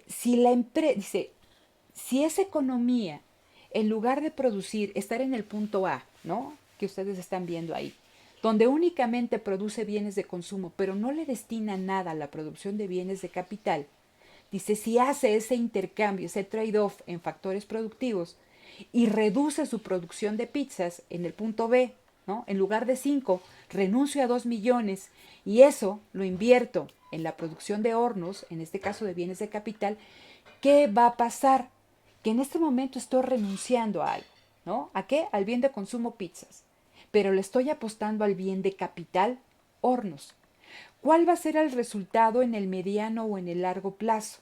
Que la frontera de posibilidades de producción de esa economía va a crecer. se va a desplazar hacia la derecha. Y entonces imagínense ese punto, no sé si todos lo alcanzan a ver, ese punto de B', tenemos dos B's, ¿no? La de la curva que está en azul y de la curva que está en rosa.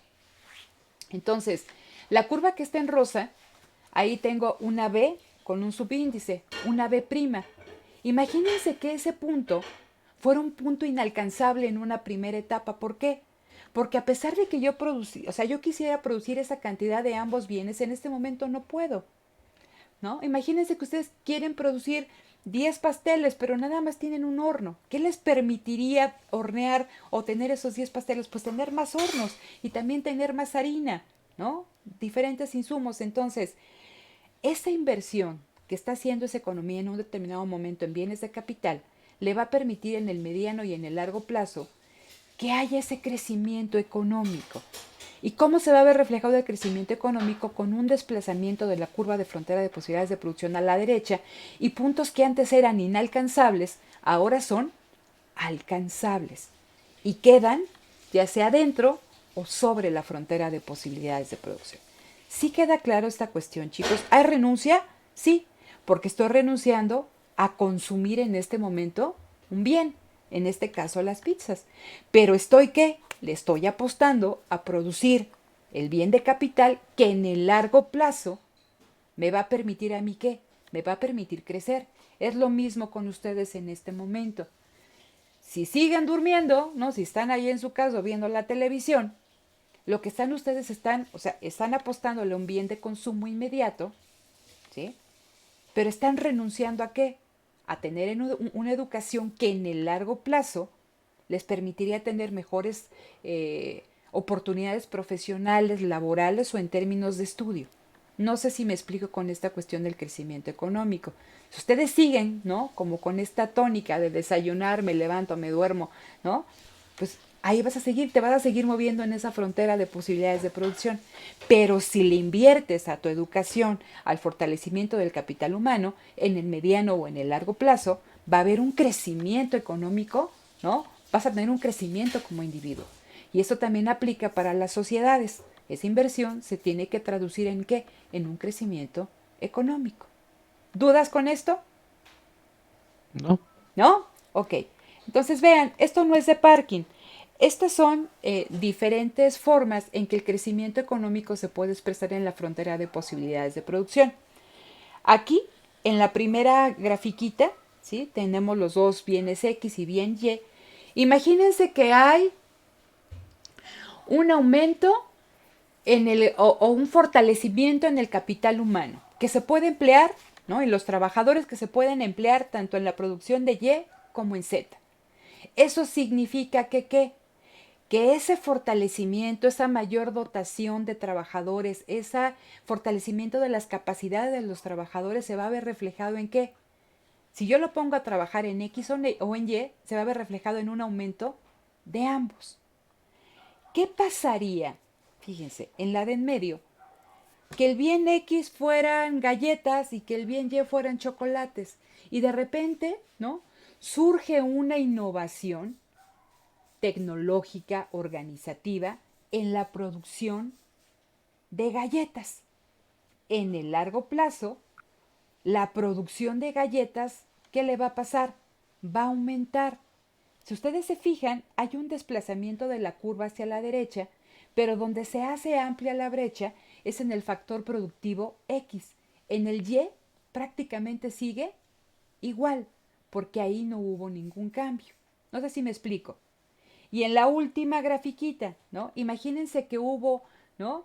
De todas esas cuestiones que me dicen que me van a favorecer el crecimiento económico, mayor dotación de factores productivos, innovación, una mayor dotación de recursos financieros, ¿no? Ahorro, ¿sí? Entonces, ¿qué va a pasar? Que si son específicos en la producción de un bien, en el mediano o en el largo plazo, el crecimiento económico se va a dar, sí, pero va a ser mayor en la producción del bien al cual esté afectando en específico ese aumento o esa mejora en el factor productivo. No sé si queda alguna duda con esto.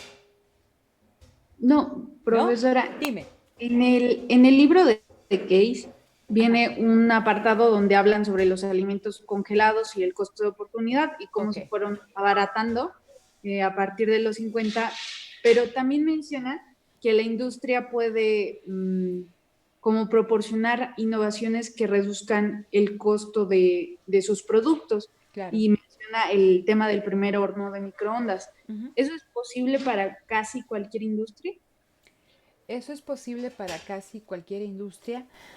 Depende, ¿no? Fíjate, cuando nosotros vemos, ¿han escuchado del Fordismo y del Taylorismo? Sí. Sí, ok. ¿Qué pasaba con el Taylorismo? ¿No? El Taylorismo es un método de organización del trabajo al interior de la empresa. Entonces, ¿qué se hacía en el Taylorismo? Había una persona, como un capataz, que se ponía a ver lo que hacía cada uno de ustedes, ¿no?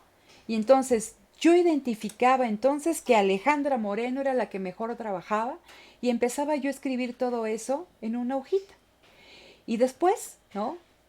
La ponía bonita esa hojita y creaba con eso ay, se me fue el nombre, ay, como un manual de procedimientos, un instructivo de trabajo, ¿no? Entonces, de repente Oscar, ¿no? Entraba a trabajar a la empresa y yo le daba su instructivo de trabajo y le decía, a ver, Oscar, de las 8 a las 2 de la tarde tú tienes que hacer A, B, C, D, E y F, ¿sí? En esa cuestión, la gerencia identificaba cuál era el mejor método de hacer las cosas, pero ¿cuál era el problema? Tenía que haber una persona que estuviera vigilando que ustedes realmente hicieran todo lo que estaba indicado en el proceso o en el manual de trabajo. ¿Qué pasa con el Fordismo y por qué les hablo del Fordismo? Porque ese fue un método de producción muy importante, ¿no? Para las empresas en la década de 40, 50, 60, ¿no? Entonces, que les permitió aumentar su producción de una forma brutal.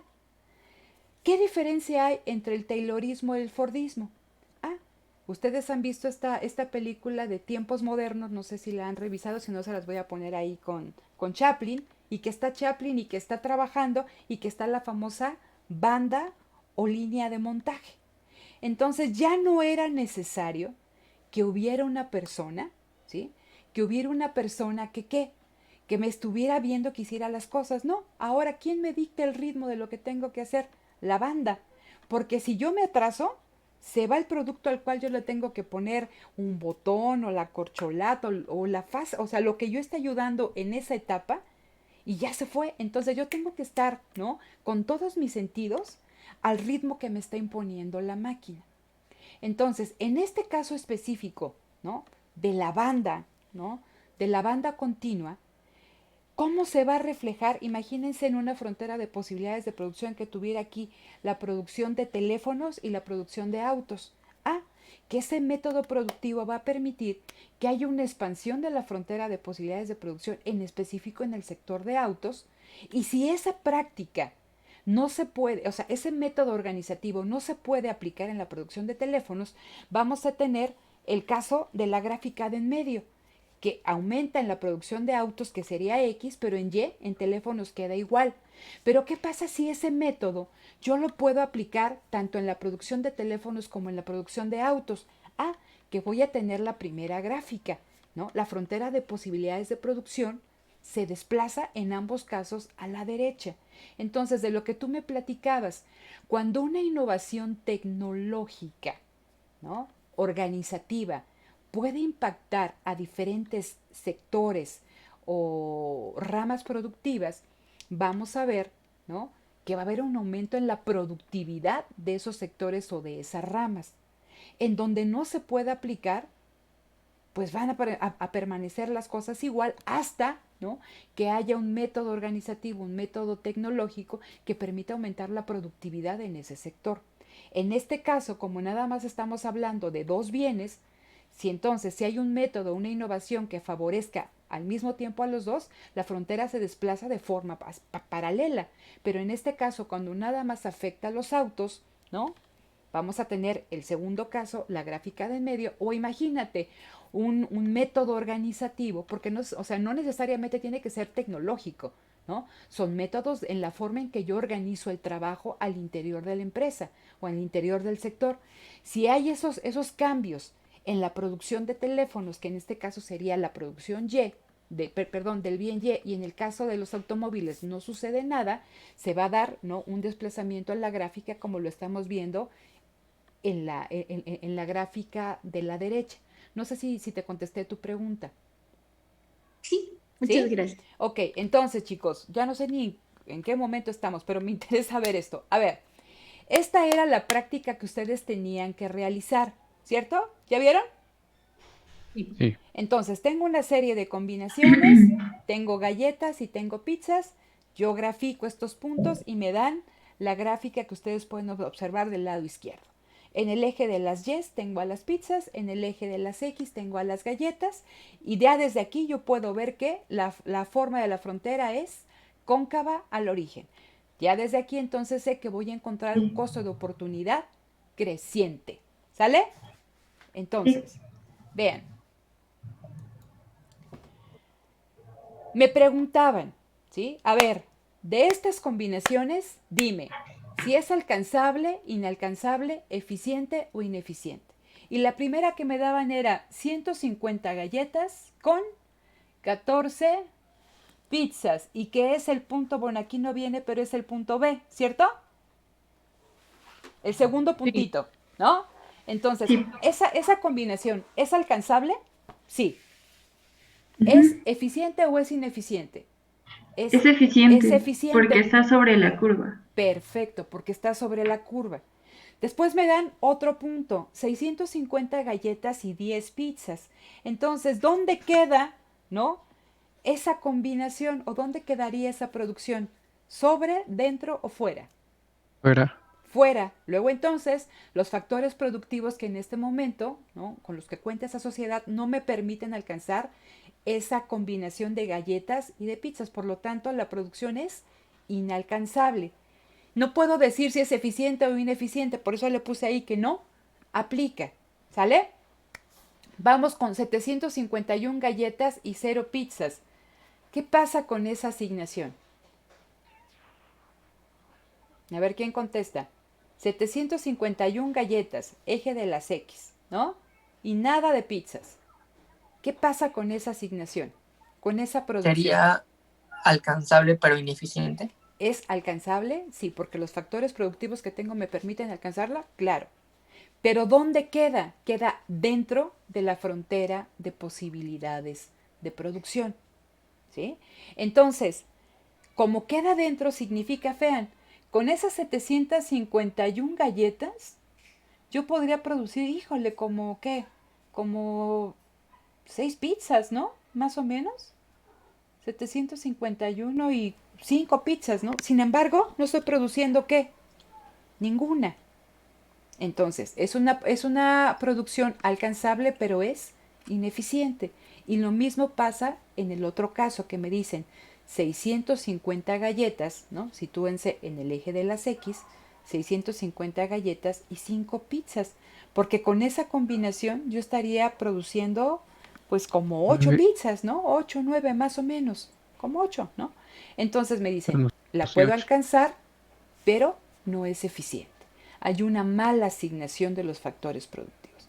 Y finalmente la última que me habla, 750 galletas y 5 pizzas, que esa es una producción alcanzable y eficiente porque queda sobre la frontera de posibilidades de producción.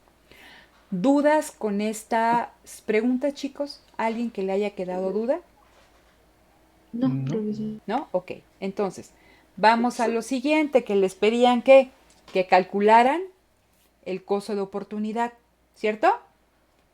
Y les pedían ahí de que pusieran ustedes nada más el número que ustedes obtuvieran, ¿vale? Entonces, ¿cómo calculé el costo de oportunidad? ¿Cuál es la fórmula? ¿Cuál es la fórmula de este cociente? ¿Qué va en el numerador? La disminución de la cantidad producida. La disminución de la cantidad producida y en el denominador va el aumento, en la cantidad producida del otro bien. Vamos a ver el costo de oportunidad de las galletas, ¿sale? Vamos a pasar del punto A, donde no se produce ninguna galleta y solamente se producen pizzas. Y vamos a pasar al punto B. ¿Qué está pasando aquí? ¿En cuánto disminuye mi producción de pizzas? En 1 unidad. ¿Y en cuánto aumenta mi producción de galletas? En 150.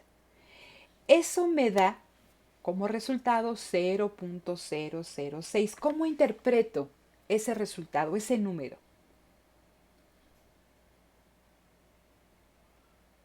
¿Cómo lo puedo interpretar, chicos?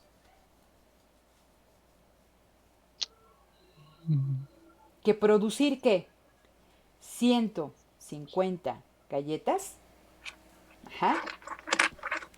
¿Implica la renuncia de qué? De punto De una pizza. 006 sí. de pizza. ¿Sí? Siempre el costo de oportunidad lo tengo que expresar en términos del otro bien. ¿Sale? Vamos a pasar del punto B al punto C. Voy a producir más galletas, pero eso implica que voy a producir menos pizzas. Sigo con la misma fórmula. ¿En cuánto disminuye mi producción de pizzas? En 2 unidades. ¿Y en cuánto aumenta mi producción de galletas? En 250. ¿Sí? La diferencia de 400 a 150 son 250. ¿Sale? Sí. Entonces, ¿cuál es el resultado de ese cociente? 0.008. ¿Ven cómo va creciendo el costo? Entonces, lo que aquí me están diciendo es que producir esa cantidad de galletas me implica renunciar a 0.008 de pizza. Y así nos vamos del punto C al punto D, del punto D al punto E y del punto E al punto F. En ese punto ya no produzco ninguna pizza, produzco solamente galletas y me voy a estar en uno de los puntos extremos. Pero vean cómo va aumentando, ¿no?, el costo de oportunidad de producir las galletas. Ese costo de oportunidad se va a expresar en términos de pizza, porque es el bien al cual estoy yo renunciando.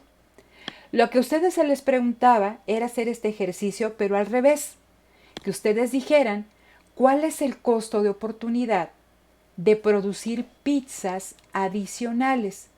Y ese costo de oportunidad se va a expresar en términos de galletas. Entonces, sitúense en el punto F, ¿sí? En el punto F yo no produzco ninguna pizza y produzco solamente galletas, ¿sí? Quiero empezar a producir pizzas. Entonces, ¿cuál es el costo de oportunidad de pasar del punto F al punto E? ¿En cuánto disminuye mi producción de galletas? Y aquí está en verdecito. Disminuye en 100. ¿Y en cuánto aumenta el número de pizzas? En 5. ¿No? ¿Cuál es el resultado de este cociente? 20. ¿Cómo lo interpreto? A, que producir 100 unidades adicionales de galletas me está implicando ¿qué? Un costo de oportunidad de 20. ¿No? A ver, déjenme ver aquí. Que producir, ¿no?, esas unidades o esas 5 unidades adicionales de pizzas implica estar renunciando a ¿cuántas galletas, chicos? 20. A 20. 20. ¿Sí? Entonces, una pizza me cuesta en términos de galleta 20 galletas. ¿Sí se entiende? Sí. O más o menos. Sí, es que es un poco abstracto el concepto, pero sí se entiende. O sea, siempre hay una renuncia, que hay un intercambio, ¿no? Está reasignando factores. Entonces, fíjense, estamos en el punto F. Ahí yo no producía ninguna pizza y todo eran galletas. Quiero producir pizzas. Sin embargo, si ustedes se dan cuenta, no es un paso de 0 a 1, de 1 a 2, de 2 a 3, sino que el salto va de 0 a 5. Entonces, de acuerdo a la fórmula del costo de oportunidad, ¿no?, me habla de este cambio, ¿no? Me va a dar la pendiente. Me está diciendo que en esta primera etapa, ¿no?, en este paso del punto F al punto E, yo renuncio a 100 galletas y, ¿no?, tengo mi beneficio de 5 pizzas adicionales y me da un resultado de 20. ¿Eso qué significa? Que cada pizza significa que tiene un costo en términos de galletas. Yo renuncio a consumir 20 galletas. Si ustedes multiplican 5 por 20, pues me van a dar las 5 pizzas y las 100 galletas a las cuales estoy renunciando. ¿Sí? ¿Sí se entiende esta cuestión? Entonces, ese costo de oportunidad de producir una pizza adicional significa renunciar a 20 galletas. ¿Sale? Entonces, si ustedes se dan cuenta, también lo que nosotros vemos a lo largo de la frontera de posibilidades de producción es este costo de oportunidad. Y esta pendiente que se hace cada vez más inclinada, ¿no? Entonces, nos pedían que calculáramos otro costo de oportunidad, que era de pasar del punto C al punto B, porque nos decía, donde la sociedad produce 12 pizzas. ¿Sí se acuerdan o no? Sí. Sí, ¿no? Y si no, ahí tómenle capturas de pantalla para que puedan trabajar, ¿no? Entonces, fíjense, cuando yo estoy en el punto C, esa sociedad produce 12 pizzas y 400 galletas, pero necesita producir más pizzas. Entonces, ¿qué vamos a hacer aquí? Pues hacemos otra vez el cálculo. ¿Cuánto me cuesta producir pizzas adicionales? ¿En cuánto disminuye mi producción de galletas? En 250, ¿sí? ¿En cuánto aumenta mi producción de pizzas? Aquí ya nada más aumenta en cuánto, chicos. En 2. Vean en las primeras etapas, ¿no? En el primer cálculo que hicimos, la producción fue de 5 pizzas. Aquí, híjole, ¿no? Por esta cuestión de que los recursos no son igual de eficientes, pues ahora, a pesar de que hice este intercambio, nada más logré aumentar en 2 unidades de pizza la producción. ¿Cuál es mi costo de oportunidad? Que ahora cada pizza me cuesta 125 galletas. Entonces, en las primeras etapas del intercambio, fíjense, una pizza significaba que yo renunciaba a 20 galletas. Ahora, ¿qué pasa? Por una pizza adicional, tengo que renunciar ¿a cuántas? A 125 galletas. Y en el último, ¿no? Por una pizza renuncio a 150 galletas. ¿Sí queda más o menos claro, chicos? Sí. ¿Sí o no? ¿O aquí no le queda claro si no lo trabajamos? Díganme. Es que es medio complicado Sí, esta queda cuestión claro, de pero- estar aquí sin... Ya espero tener para la otra ya conectado el pizarroncito y aquí hacemos los cálculos, ¿no? Entonces, bueno, aquí esto también va a Pero, quedar... Dime. bueno, tenía una duda bueno, que para calcular el anterior costo de oportunidad, Ajá, bueno, usted está tomando de 0 a 5 ajá, para una unidad, pero no ajá. tendríamos que conocer con una pizza cuántas galletas puede producir para hacer ese cálculo.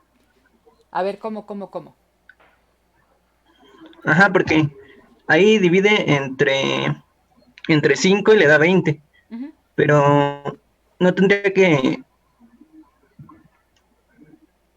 Mira, a ver si que te entiendo calcular lo de que una me unidad. quieres decir. Fíjate.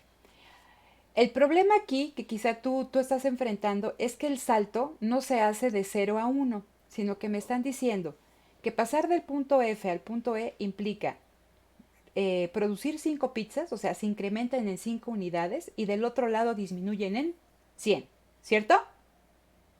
Ajá. Ok, entonces yo pongo mi fórmula y entonces me dicen aquí, ¿en cuánto disminuye la producción de las galletas? En 100. ¿En cuánto aumenta la producción de la pizza? En 5, ¿no? Ese cociente me da un resultado de 20. ¿Cómo interpreto ese 20? Me dicen que cada pizza implica renunciar a 20 galletas.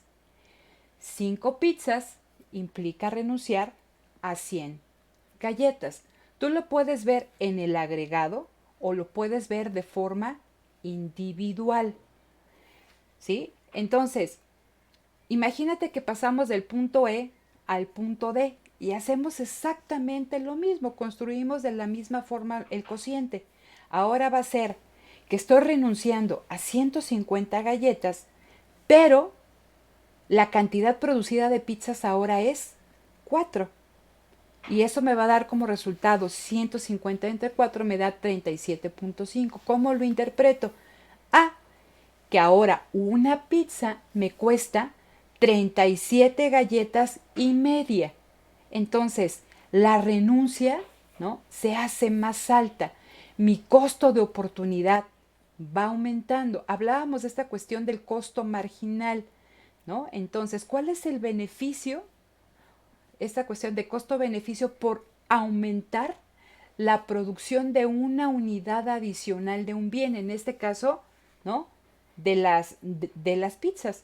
Entonces, cada vez me cuestan mayor cantidad de galletas. Si tú haces ese ejercicio, ¿no?, una pizza me cuesta 66.6 de galletas, ¿no? Luego 125, luego 150 galletas.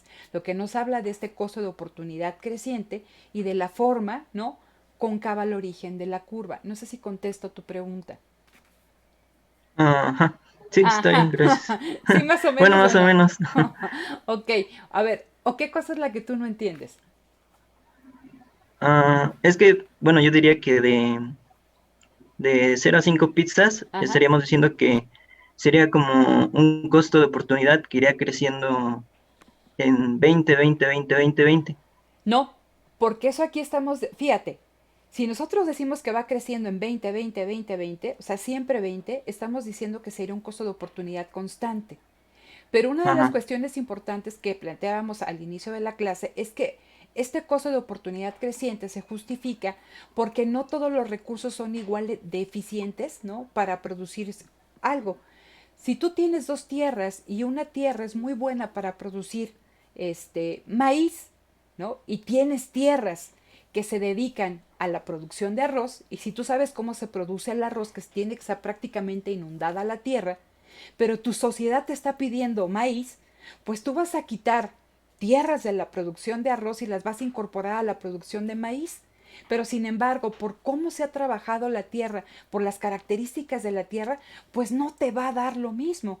Entonces significa que puedes, ¿no?, incrementar 2 kilos de maíz, pero estás perdiendo 10 kilos de arroz, ¿no?, si esa tierra estuviera destinada a su cultivo tradicional. Entonces, yo no puedo decir que de ese punto en adelante siempre sean 20, porque ahí yo estaría hablando de costos constantes y la forma de la curva, ¿no?, sería rectilínea, no en este caso cóncava al origen. De acuerdo a lo que nosotros veíamos, ¿no?, aquí en la curva, vemos esta cuestión del costo de oportunidad creciente, ya sea que lo veas el costo de oportunidad en términos de galletas o en términos de pizzas. No sé si te contesto tu pregunta. Sí, entonces en ese punto, Ajá. por ejemplo, ¿cuánto costaría aumentar 2 pizzas? ¿O cuál sería el costo de oportunidad? ¿De aumentar aquí 2 pizzas? Ajá. Fíjate, si una pizza te cuesta 20 galletas, 2 pizzas, ¿cuánto te cuestan? 40, 40, ¿no? 3 pizzas te cuestan ¿cuánto? 60, 4 te 60. cuestan 80 y 5 te cuestan 100. En ese salto. Pero si tú pasas de E a D, el costo va a ser distinto. ¿Sí me explico? Ajá. Ahora ya la pizza, ¿no?, te va a costar más en términos de galletas. Entonces, esas 4 pizzas, una te cuesta 37 y media galletas. 2, pues multiplicas 37.5 por 2. 3, 37.5 por 3 y 4 por 37.5 y te da esas 150 galletas. ¿Sí? Entonces, en ese rango, y quizás lo que tú me estás preguntando, en ese rango, el costo por pizza es constante, porque aquí estamos diciendo que si una pizza me cuesta 20, pues 5 pizzas me cuestan 100. Nada más voy multiplicando y sumando. Pero en el siguiente paso de E a D, el costo va a ser distinto. No sé si me explico. Sí, esa era la ¿Sí? duda. ¿Esa es la duda? Ah, Ajá. perfecto. Ok. Entonces, para cerrar este ejercicio, chicos, me hacían preguntas acerca del crecimiento económico, lo que ya explicamos. Dice, ¿se aumenta el capital disponible para invertir? En el caso de los dos bienes, la frontera de posibilidades de producción se desplaza hacia la derecha en ambos casos, ¿no? Y me decían, si surgen nuevos métodos tecnológicos en la producción de pizzas, la frontera de posibilidades de producción se va a desplazar hacia la derecha, pero solo en la producción de pizzas. ¿Por qué? Porque esa innovación o esa tecnología únicamente se aplica en la producción de ese bien. En el caso del otro no sucede nada y nos estaríamos enfrentando a una curva, ¿no? Dependiendo en dónde esté ubicado nuestro bien, como la curva la gráfica del medio o la de la derecha. No sé si queda claro este ejercicio. Alguien que tenga dudas. Sí, profesora. ¿Sí tienes dudas o sí queda claro? No, sí queda claro. Ok, entonces, bien, dejo de compartir pantalla. Bien. Entonces, mis hijos, ya nos pasamos aquí de la hora. La próxima sesión, que es nuestra sesión del jueves, que la vamos a tener, dijimos que a la 1, ¿cierto? Sí. Ok, la próxima sesión del jueves vamos a recuperar voy a ver qué tan conveniente es hacer esta cuestión que hace Parkin de combinar las curvas de costo, de comparar las curvas de costo marginal y de beneficio marginal, ¿no? Ya lo veríamos.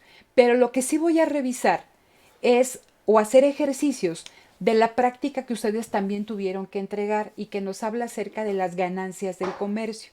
Entonces, les pido por favor que vuelvan a revisar esa parte. Me imagino que se les complicó un poquito ese ejercicio, ¿cierto? ¿O no? Sí. Bueno. Todos.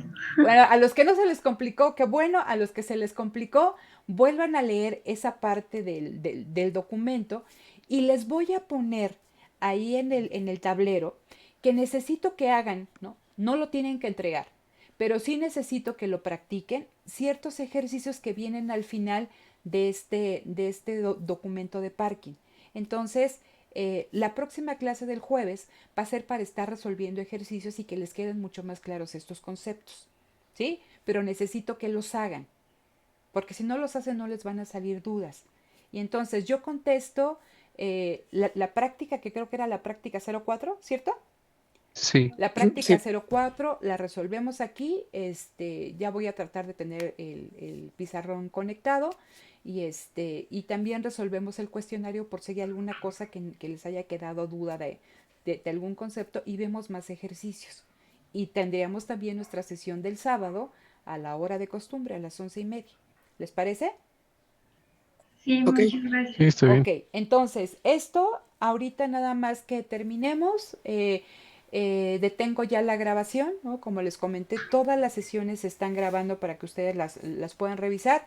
Empieza esta cuestión de que se convierta, que se suba y en cuanto ya ya está en condiciones, la pongo ahí en el canal de YouTube que abrí y les paso el link para que ustedes los puedan revisar de forma privada y si tienen alguna duda puedan regresar a esta sesión. ¿Les parece? Sí, maestra. Sí, profesora. Ok, entonces, pues un gusto chicos, muchas gracias, cuídense mucho por favor, nos estamos viendo el próximo jueves y les voy a volver a reenviar la invitación porque me interesa muchísimo que estén presentes en la sesión que voy a tener el próximo martes, como les comentaba, esta charla virtual, me interesaría mucho que ustedes estuvieran ahí para que participaran ahí en la discusión o al menos la escucharan y a ver si les resulta interesante. ¿Sale? Dale, maestra. Gracias. Sí, Bueno, profesora. Gracias. cuídense Tengan buen mucho, fin de nos semana. vemos. Pónganse a estudiar. Vale, gracias. Ándale, Bye. adiós. Hasta luego. Adiós. Bye, Adiós. bye.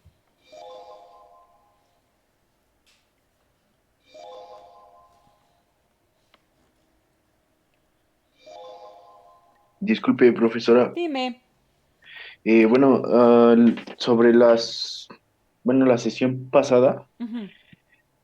muchos preguntaban que si podíamos ver las respuestas de los ejercicios para saber dónde nos habíamos equivocado. No sé si ya le habían dicho algo sobre eso. No, Yo no me quería dijeron. saber. Ajá. Bueno, yo quería saber si se podía que usted subiera las respuestas o algo así para saber en qué nos equivocamos y pues más o menos tener como una retroalimentación. Ah, claro, qué bueno que me lo comentas. Igual y entonces la próxima sesión puedo iniciar con la resolución de esa primera parte de las prácticas y de los cuestionarios y ya nos seguimos con los ejercicios. ¿Te parece? Para que les comentes a tus compañeros que el próximo jueves lo hacemos. Ok, ¿Sí? sí, Perfecto. vale. Entonces en eso Bueno, muchas quedamos. gracias. Cuídate, Gracias, hasta adiós. luego. Bye.